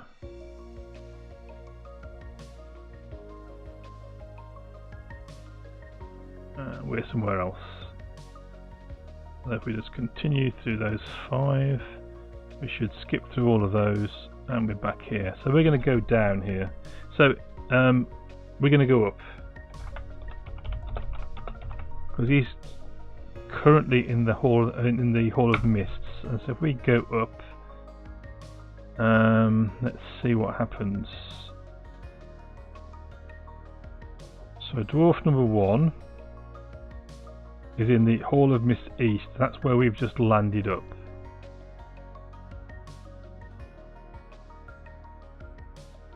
We calculate our valid moves.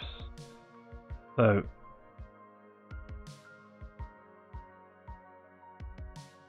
now we've hit the correct code. We've hit the scene player. So let's continue through that.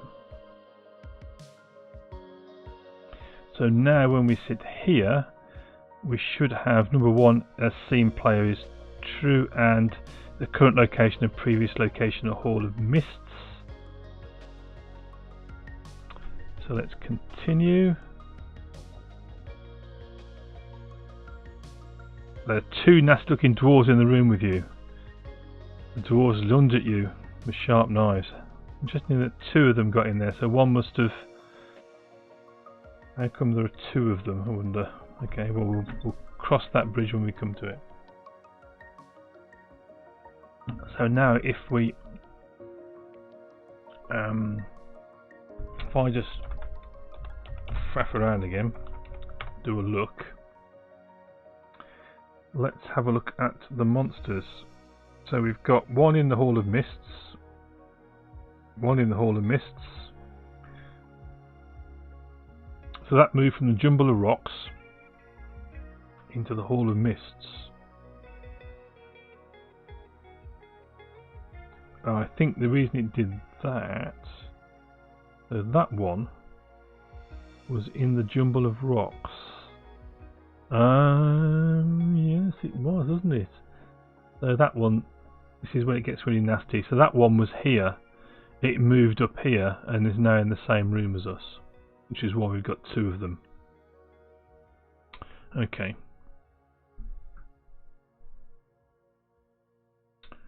Yeah, so we've got that one there.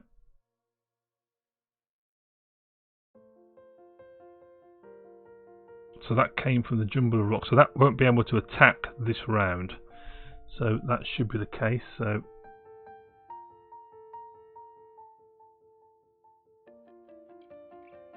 if we skip to there. Okay.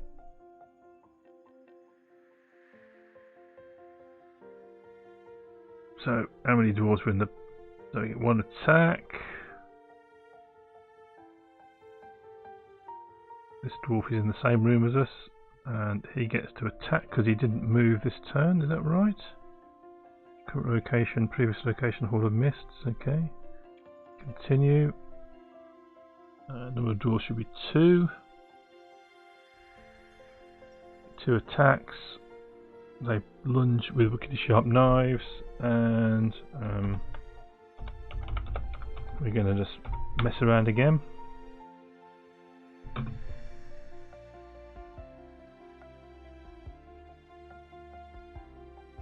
Okay, 2 attacks this time. 2 dwarves. Still missing, then they got 20% chance of hitting us, but we're actually not helping ourselves.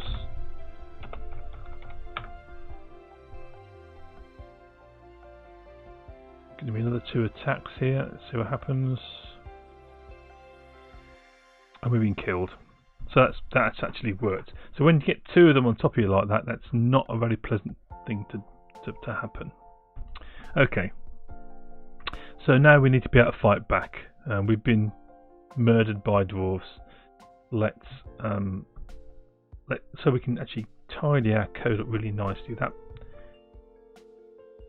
That code we've got here can all go away, which is really, really nice.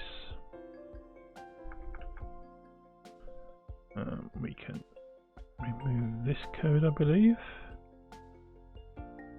Okay. So we've got stickability on the player. We should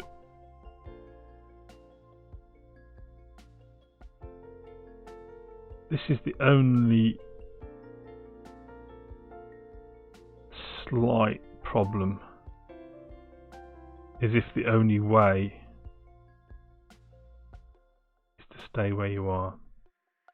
It should be okay. I think that's okay. Okay, so let's sort out fighting back. So we're going to go to our event manager code here, and we want to give ourselves an axe.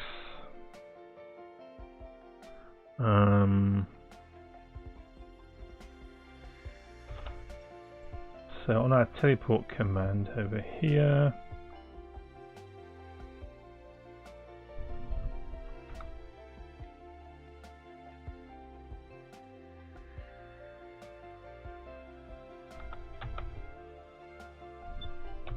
we're going to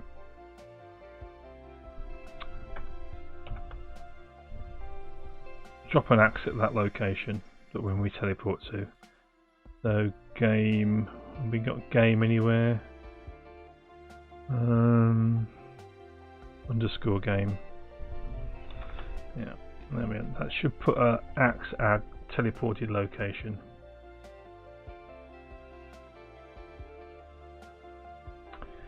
Okay, so once we've got an axe, what do we need to do with it? We need to use the axe, throw the axe, or whatever.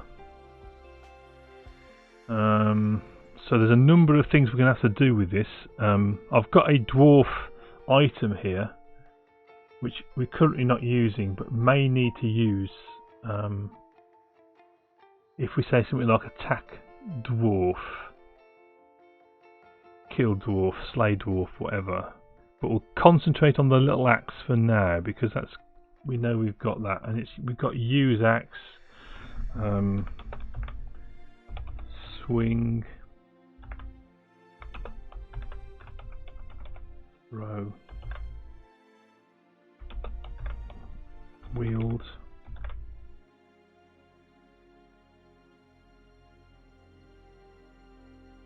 you attack the little dwarf. Attack the dwarf with the little axe.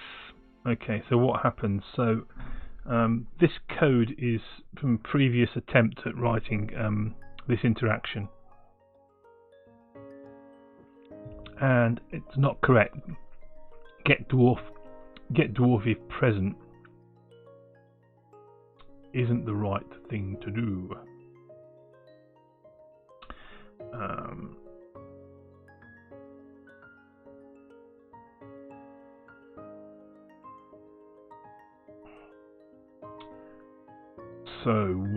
So this has got to be get the dwarves that are present. We want the first dwarf that's present in our location, which is going to be what this is going to be set to. So, okay. So we don't look at items anymore.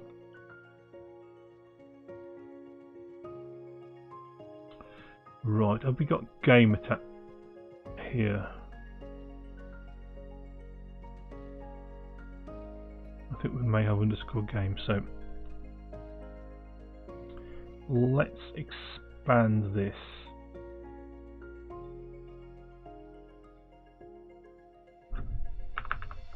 Think about what's going to return.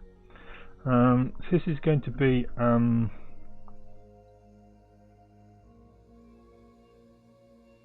what's it going to be? Is it going to be Wandering Monster? We're going to return a Wandering Monster.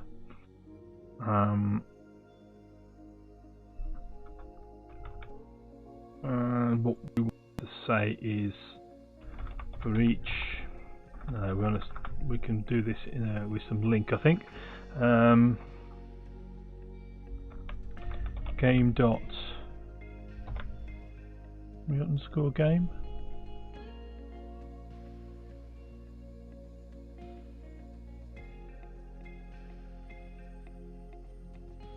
Capital G game. Yeah. Game dot wandering monsters dot first or default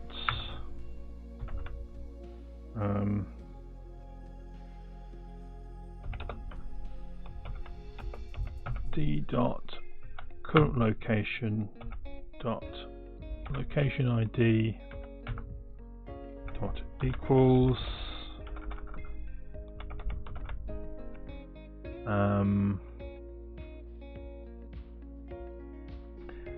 player dot current location dot location ID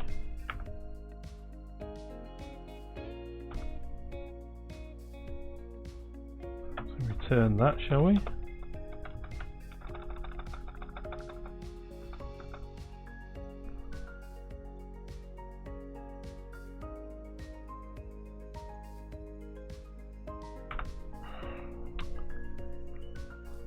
Okay, fat arrow that, so that should be get dwarf if present, or get a dwarf if it's not 0.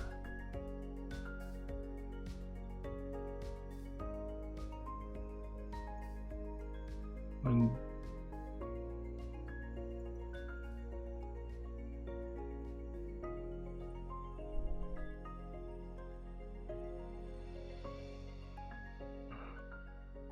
you attack the dwarf. You attack the dwarf with little axe.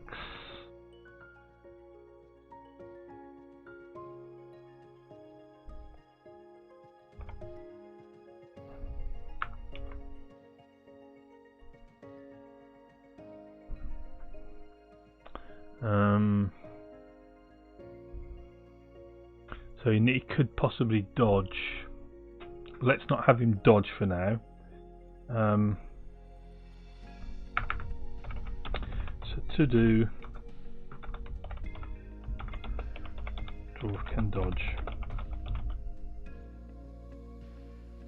For now, what we're going to say is your aim is true. True, your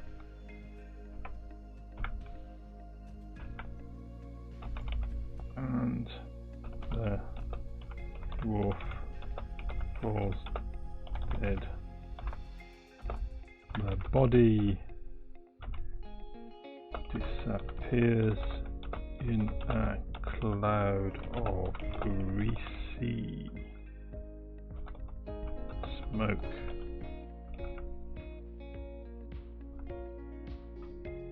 The body.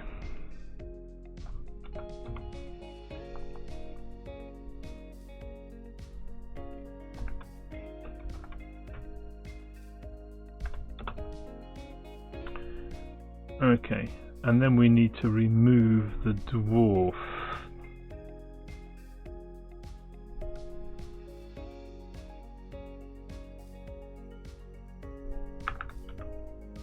So it's going to do all those actions, registered actions.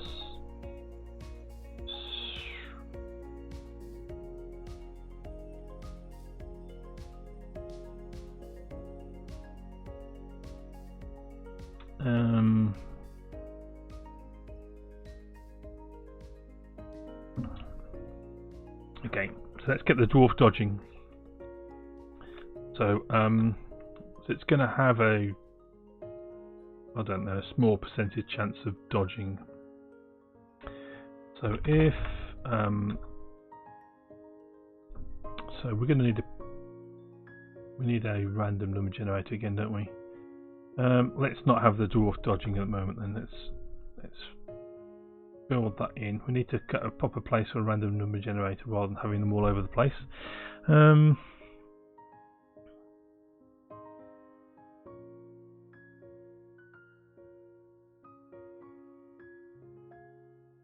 You often name things find stuff for nullable, optional, and get stuff for non-null. It's a good idea.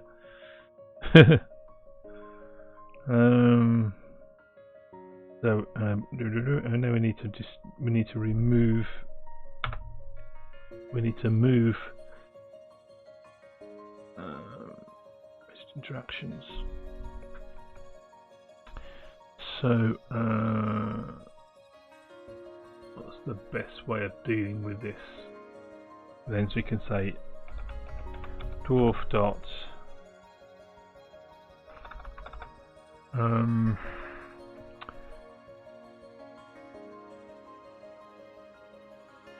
so for each interaction do them. We need a new interaction. We've got display interactions. Have we got a move interaction?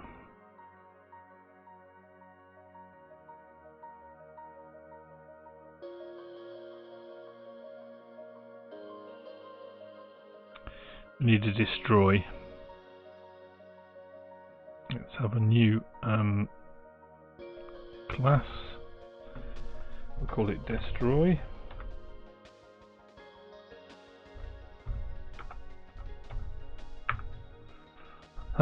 So this is going to be an I action.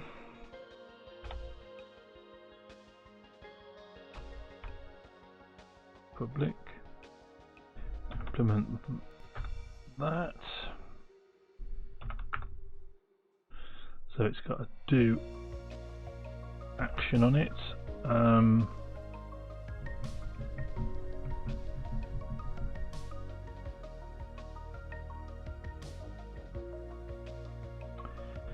So we're going to need to have a constructor for it.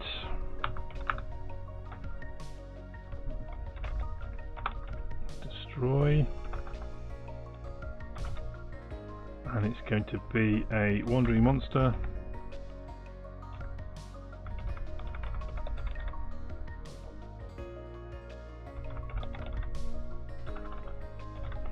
So we'll call it destroy monster, shall we?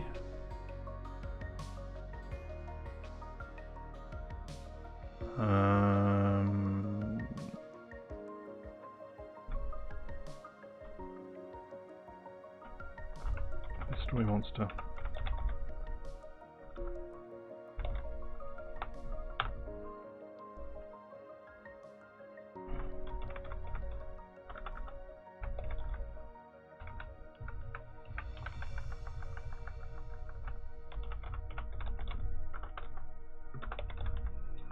And this is going to be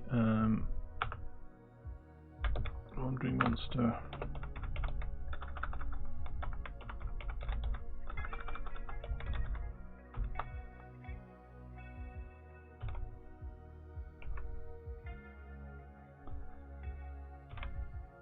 Right, that, and then in the implementation, all we need to do is say monster dot current location equals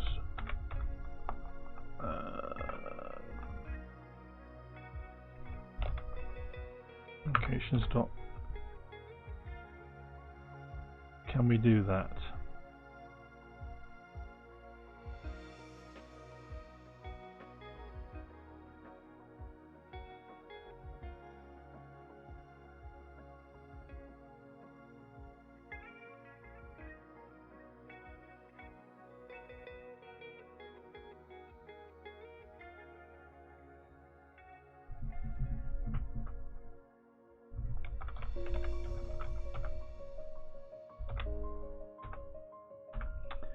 Are we able to just do that?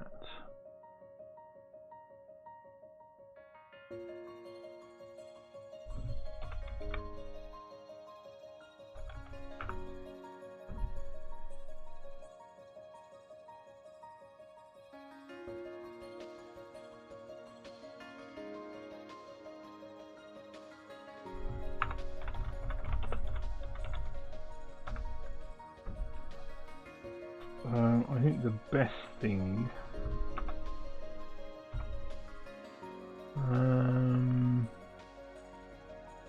No, I think that's okay. I think that's okay.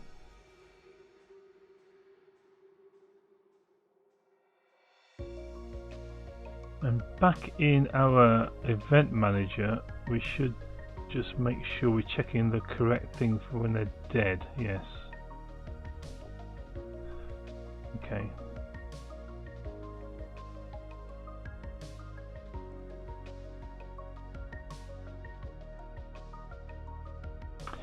I think we're going to change this from destroy to move.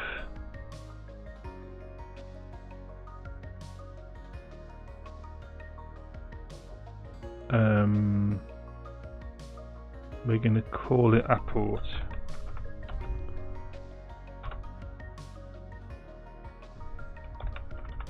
Which basically means move. So we'll have two versions of it, one which deals with a monster and one which deals with an item. Adventure item.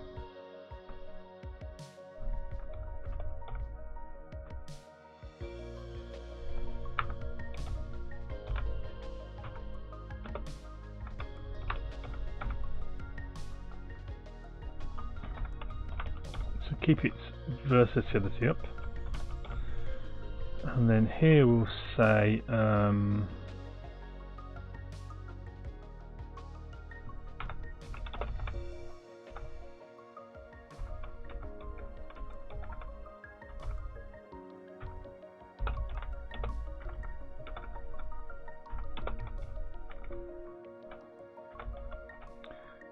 we'll do that.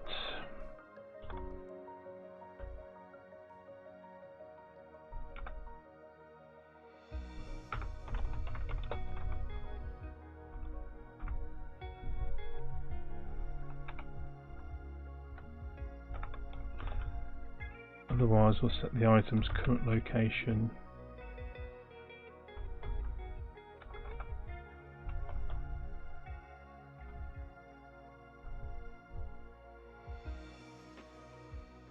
Item don't have a location.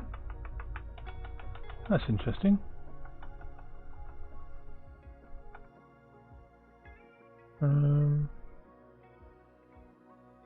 Have I got remove item?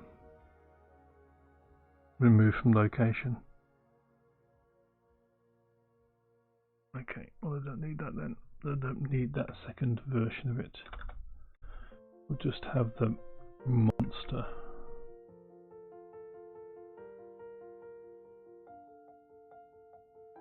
When I remove from location, where does it go? It just gets removed.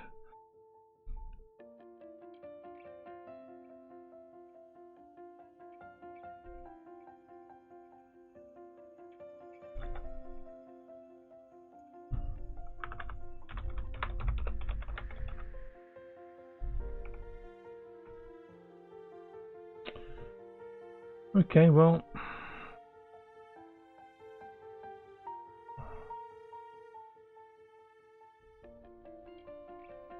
doesn't make any sense as a port anymore though.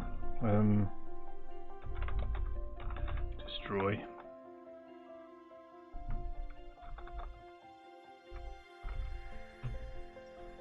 Changing my mind all the time, naming things, it's hard.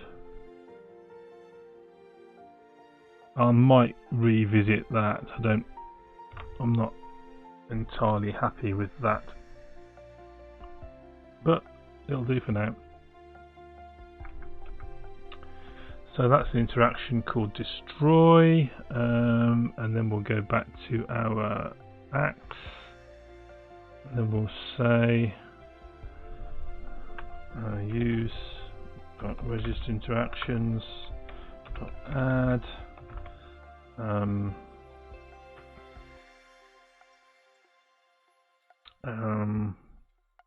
a new destroy.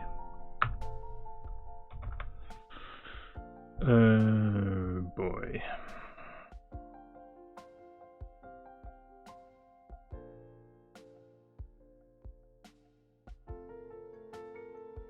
this is where we run into a difficulty, isn't it? Because we don't have access to our dwarf at that point. The dwarf's down here. Action. We've got this.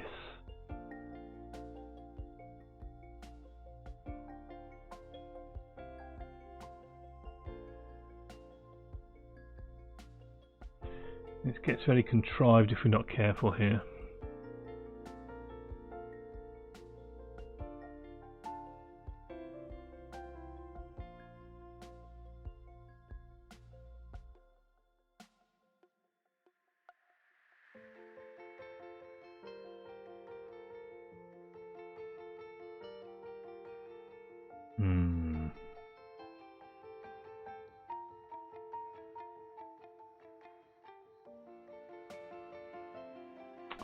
We don't have access to our dwarf at that point.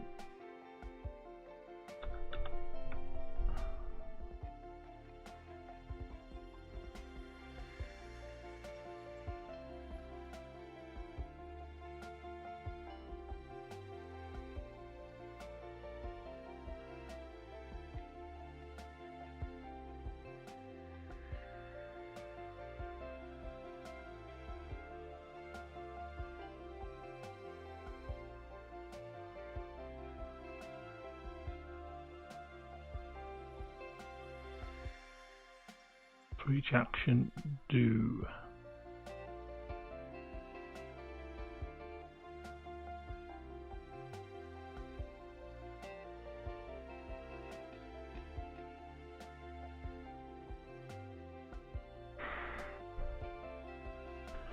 How can we do that? Well, for now, we'll just kill the dwarf.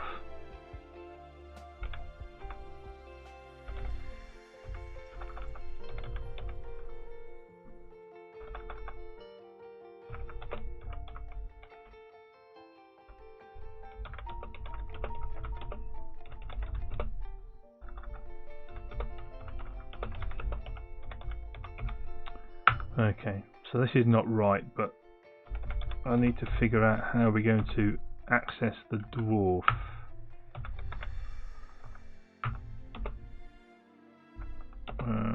So locations. We've got game here.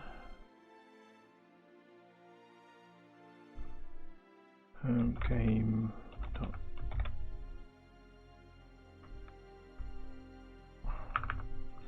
Var nowhere.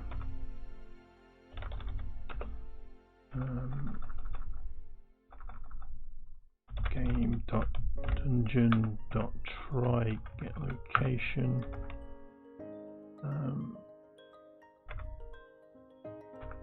Dot nowhere. At var nowhere.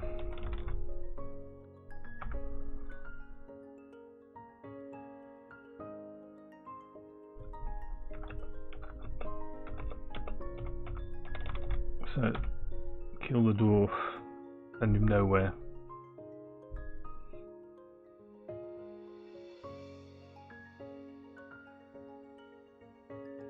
And get rid of destroy for now.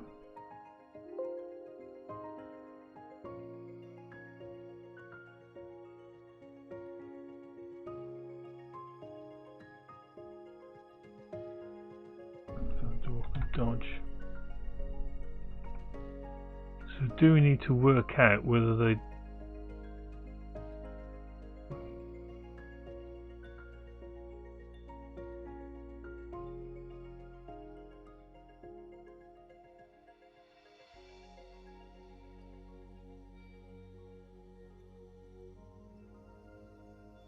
That returns a bull.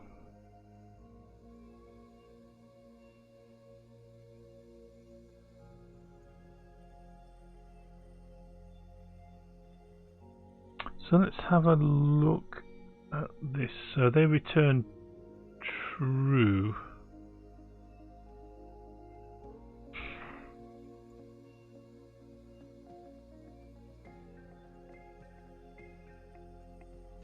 Okay, so we can send in some kind of percentage.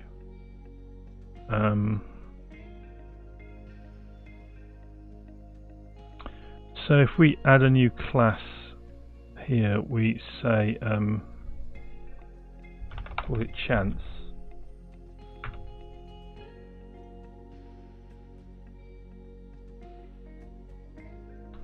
And we implement iAction.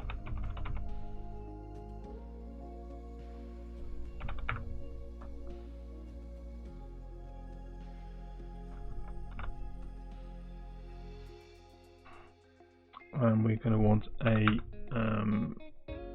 constructor, so public chance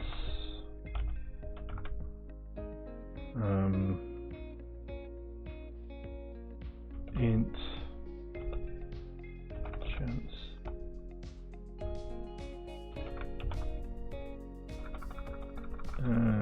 percentage chance,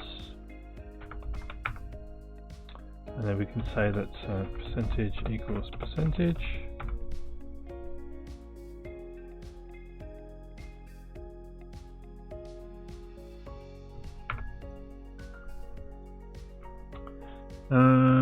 And then here we can say, let's get ourselves a random number generator. Once again, we're going to have to sort out a proper one, centralized, but we'll just grab one for now. I got one down the bottom here.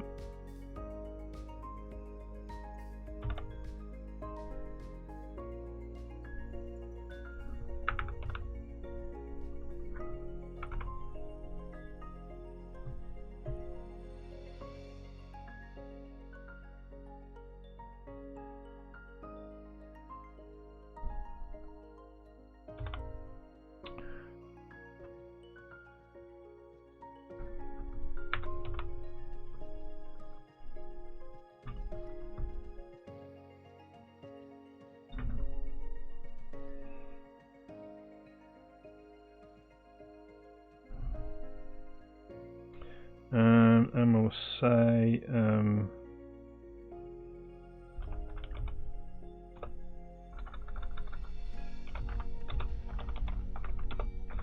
equals get random number between 0 and 99, return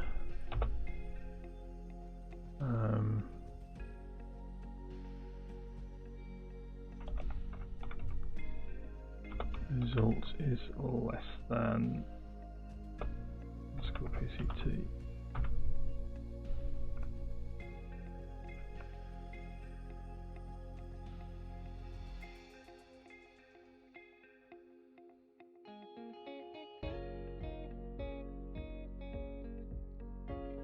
That'll do for now.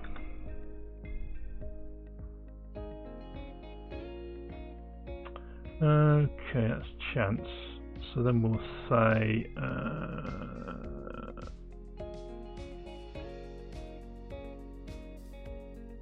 relax.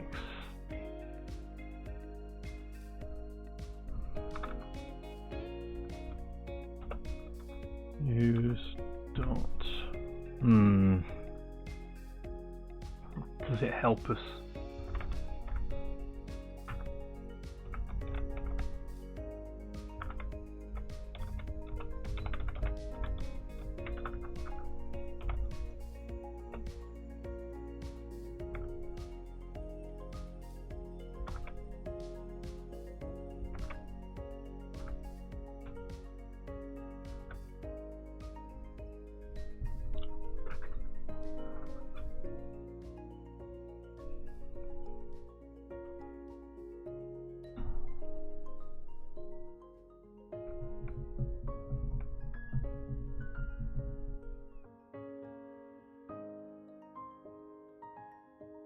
Yeah, it will help us. It will help us.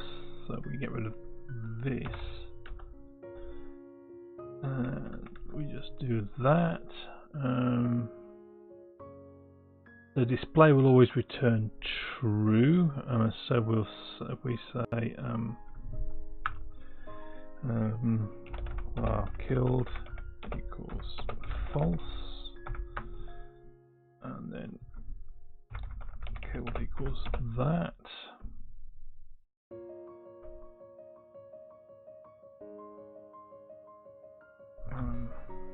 if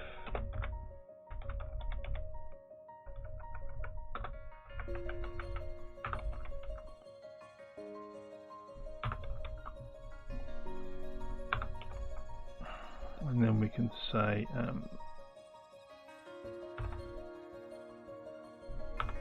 that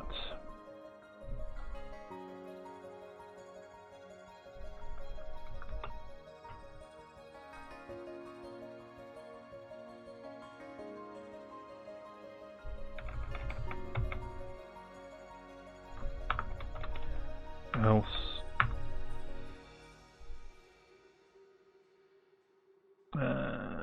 so this needs to be 75%, not this needs to be 80, not 20. Chance of killing the dwarf. Else, then we can say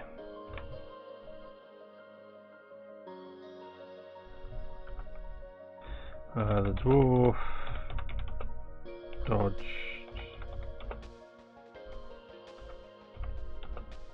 out of harm's way.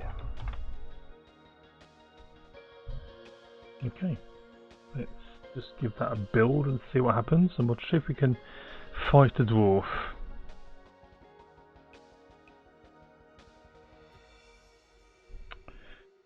Okay, let's run it up for the last time this evening now. We'll need to finish. I've got a long day ahead of me tomorrow.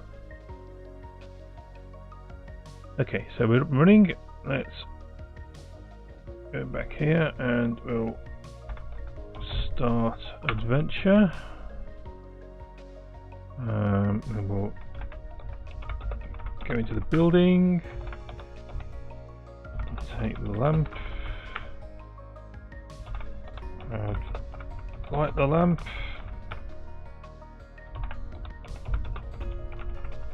Teleport.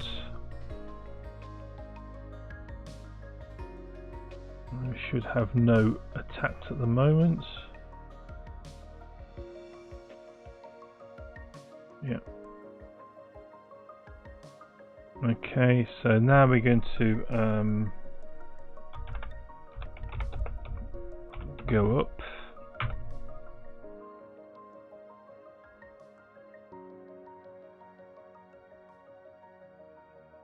So there's a dwarf in the room with us, so we'll continue.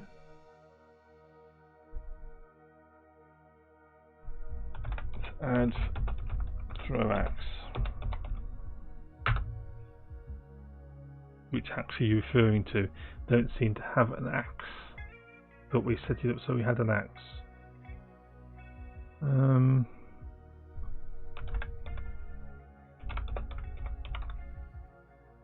I don't have an axe. I'll take axe.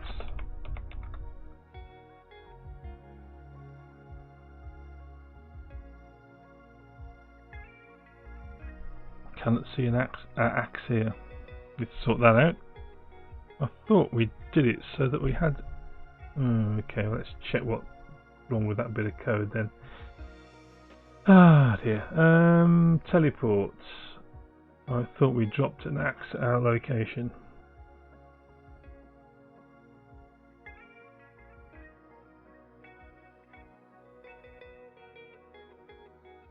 Okay.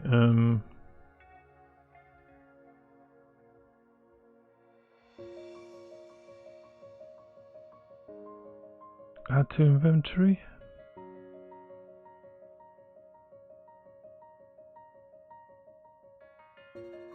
Remove from inventory.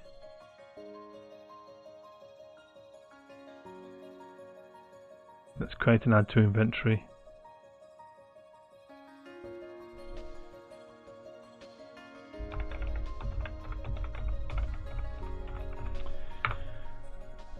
Seems the easiest thing to do. Could be useful later on as well. Once again, implement these.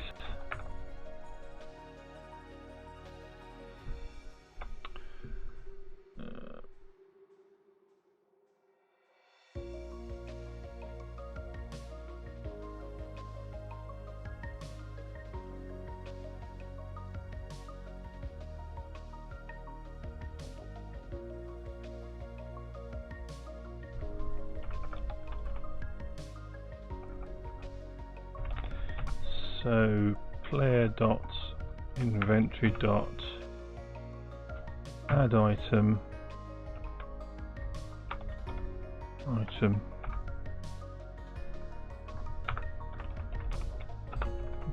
true. We'll put some defenses in there. So if player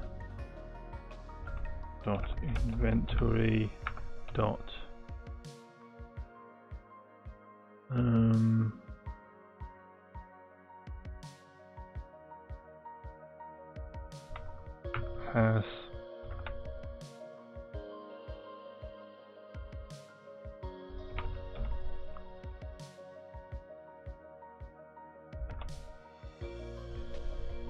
has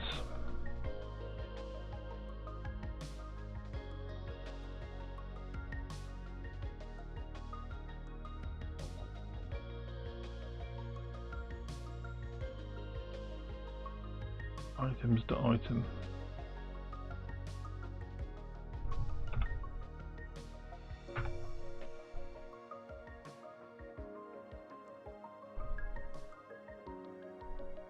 So it's not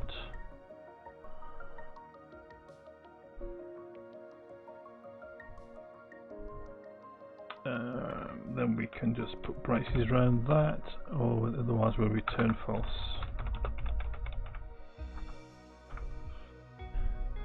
Okay. So, quick useful new interaction, and over in teleport we can now, instead of doing that, we can say add to inventory.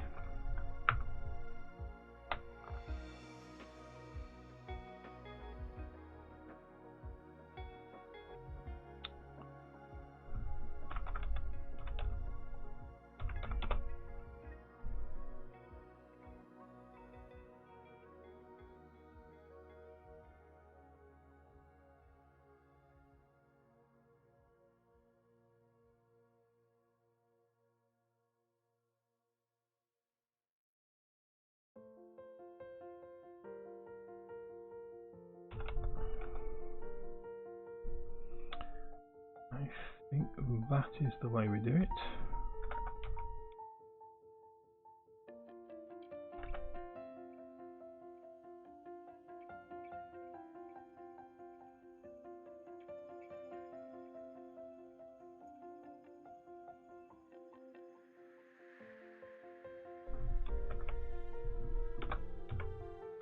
That's that.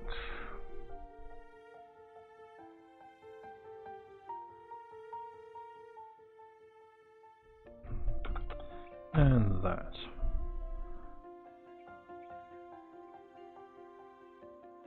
That should be okay. It should give us that item. Let's just make sure that works.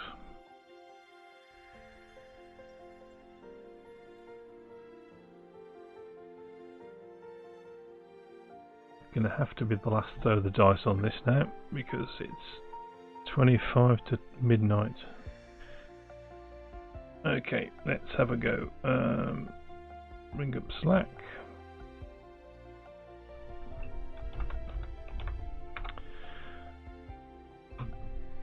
And over here.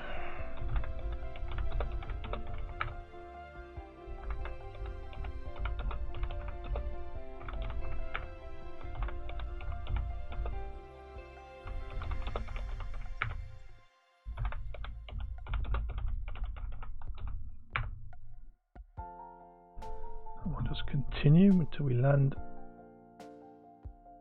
here. So if I do an inventory, I've got the axe. Good. So I'll go up.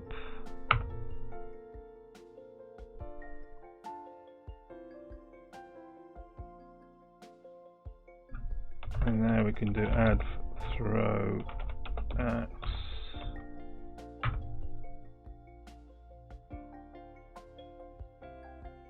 And we've just hit a null reference. So what was it going to say to us? The dwarf falls dead in a cloud of greasy smoke. So we killed the dwarf successfully.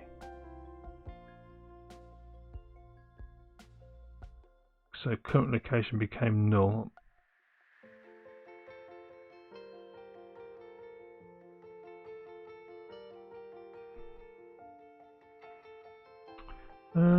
And that would be because in our axe interaction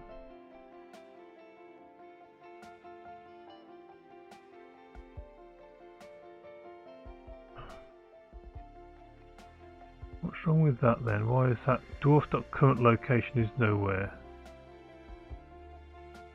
Why does that cause it to crash?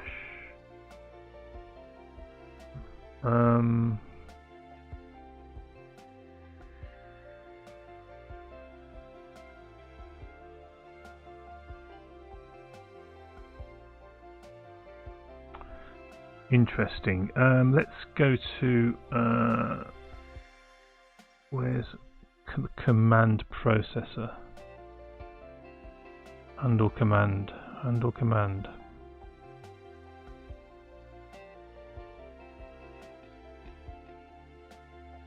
Command handler.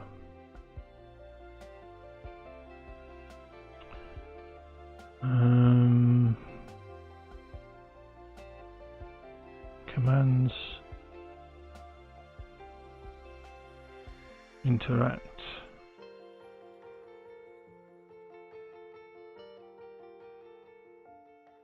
Check events true. Let's say false. So check events when you interact.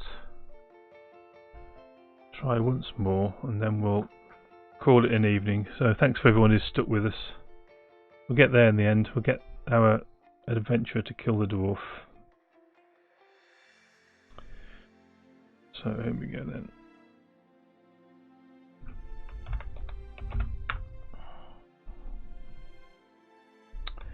So once again, we have the same process. I'm just glad we've got the teleport test commands so that we can get to the action.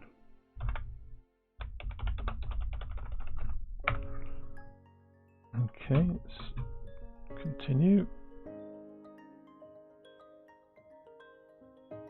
So if this point we go up,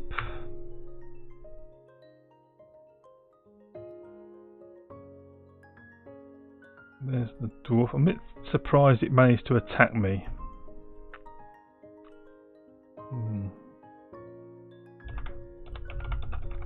So throw axe.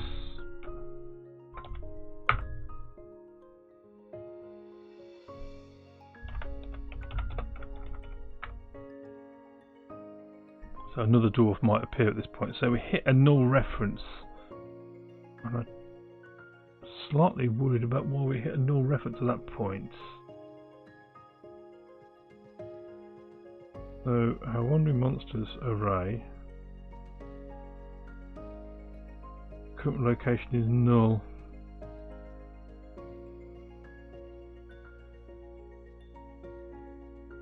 So I'm not setting it to nowhere, I'm setting it to null there, aren't I?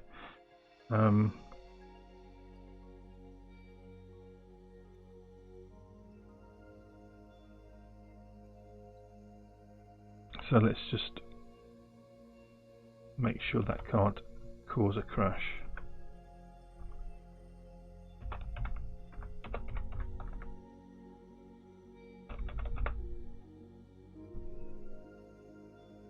We just skip over that dwarf at that point.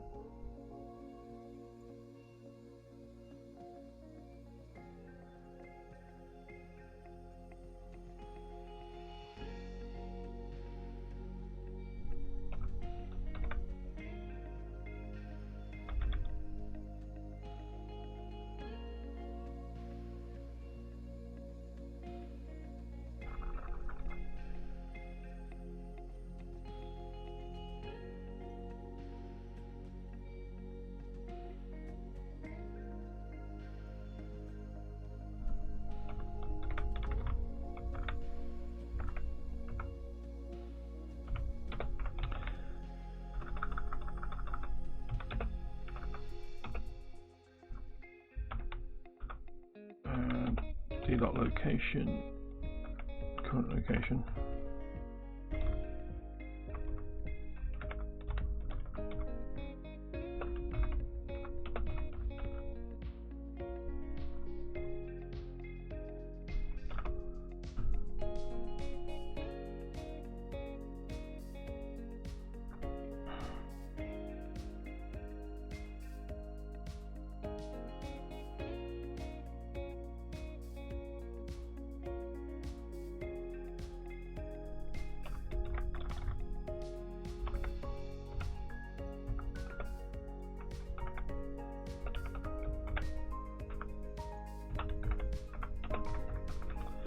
So that will protect us for now. We need to figure out why they're becoming null.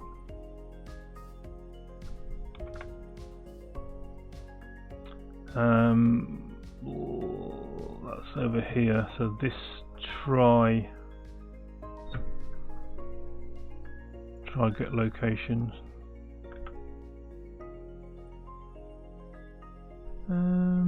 What's the best way of doing that? Over here.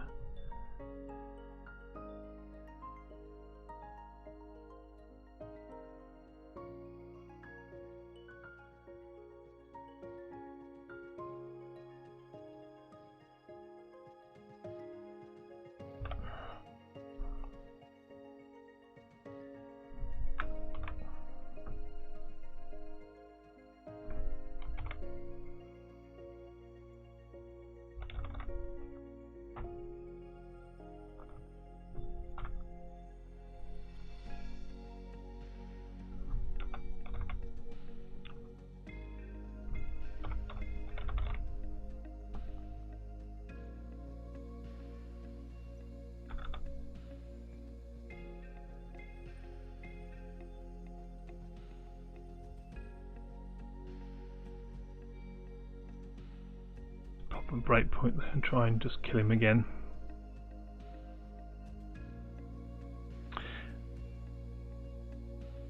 Yes, it is. It's for the Slack. It's a Slack bot, Discord bot, and a Twitch bot. So it'll work in all three environments. It works through whispers on Twitch or through direct messaging on Twitch, on Slack or Discord. So it's a general purpose bot, and this is a text adventure which works in all three. So I'm just testing it in Slack because it's a lot easier for me to show you. Source code is all up on GitHub if you want to take a look. Play with it, call it your own, do whatever you want really. I don't mind what you do with it, but it's all there. And if you want to actually get involved in the stream and actually do some PRs, then feel free. Good to see you in the stream. I don't think have you been in the stream before? So let's teleport and see where we go. Okay, bang. So we're going to deliberately walk into the path of the dwarves. So if we go up from here, we should hit a dwarf, almost certainly. There we go. So we've got two dwarves in fact. So and throw axe. So we're going to kill one of them. It dodged. So we need to. We still have the axe. Obviously, when we throw the axe, we need to put the axe into the room. But for the purpose of testing, we've still got the axe, so we can try again. So now we have hit them this time. One's been killed. So nowhere is null. And nowhere's coming out null, which is why we're getting that problem. It can't find nowhere. That's interesting. I know why, I'm sure. Let's just. So we should be able to throw the axe again.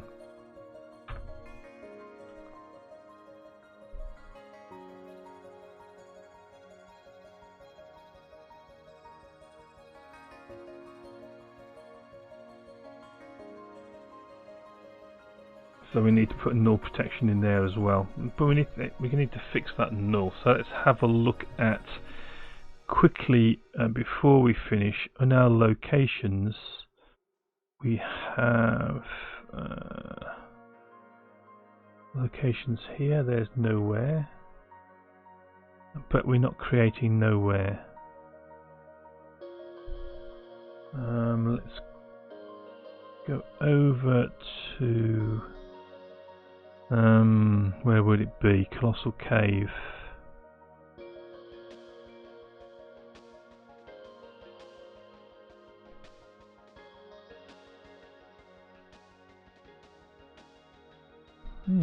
We should have created it.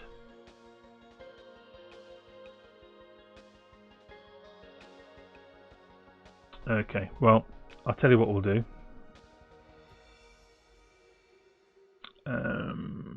What we'll do is we'll use that fact that it's null.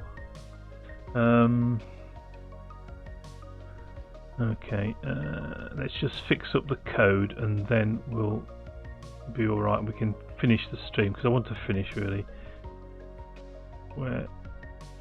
So we're going to say d dot current location not equal to null.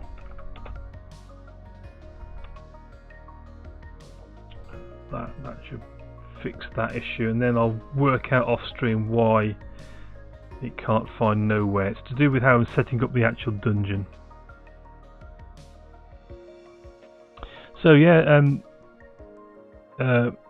think Alan, if you want to just hit the follow button, then you'll get notified when we stream again.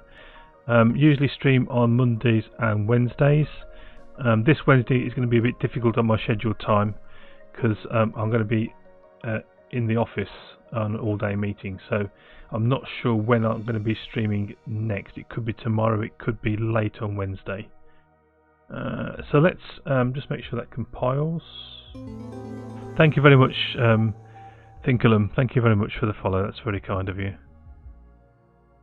If you're interested in the code for the bot and the game, then do check out my GitHub. I'll just pop that into the chat for you.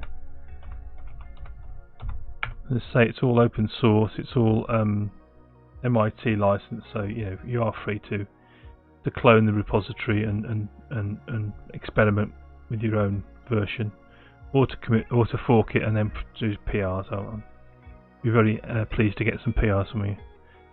Okay, it's compiled. I think, did I compile? Let's see it. It did. Okay, so let's push this code to GitHub. This is episode 49.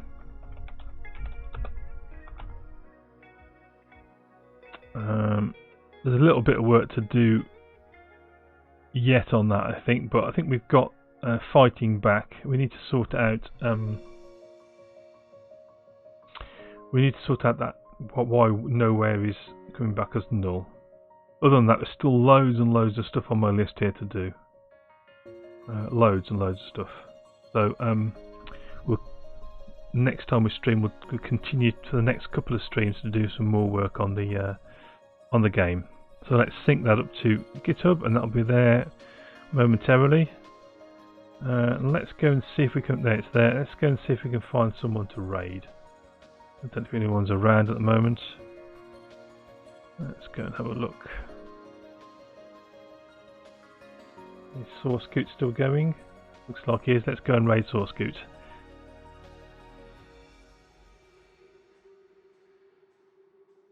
So do hang around for that raid, and I will see you either tomorrow or sometime on Wednesday. Watch Twitter, watch Discord. Here's my Discord. If you want to join Discord, where we can chat afterwards. Keep an eye on those for future streams. Thank you very much for joining, and a good night to you, Thinkalum, and everyone else who's been watching. So take care, and let's raid Sourcecoot.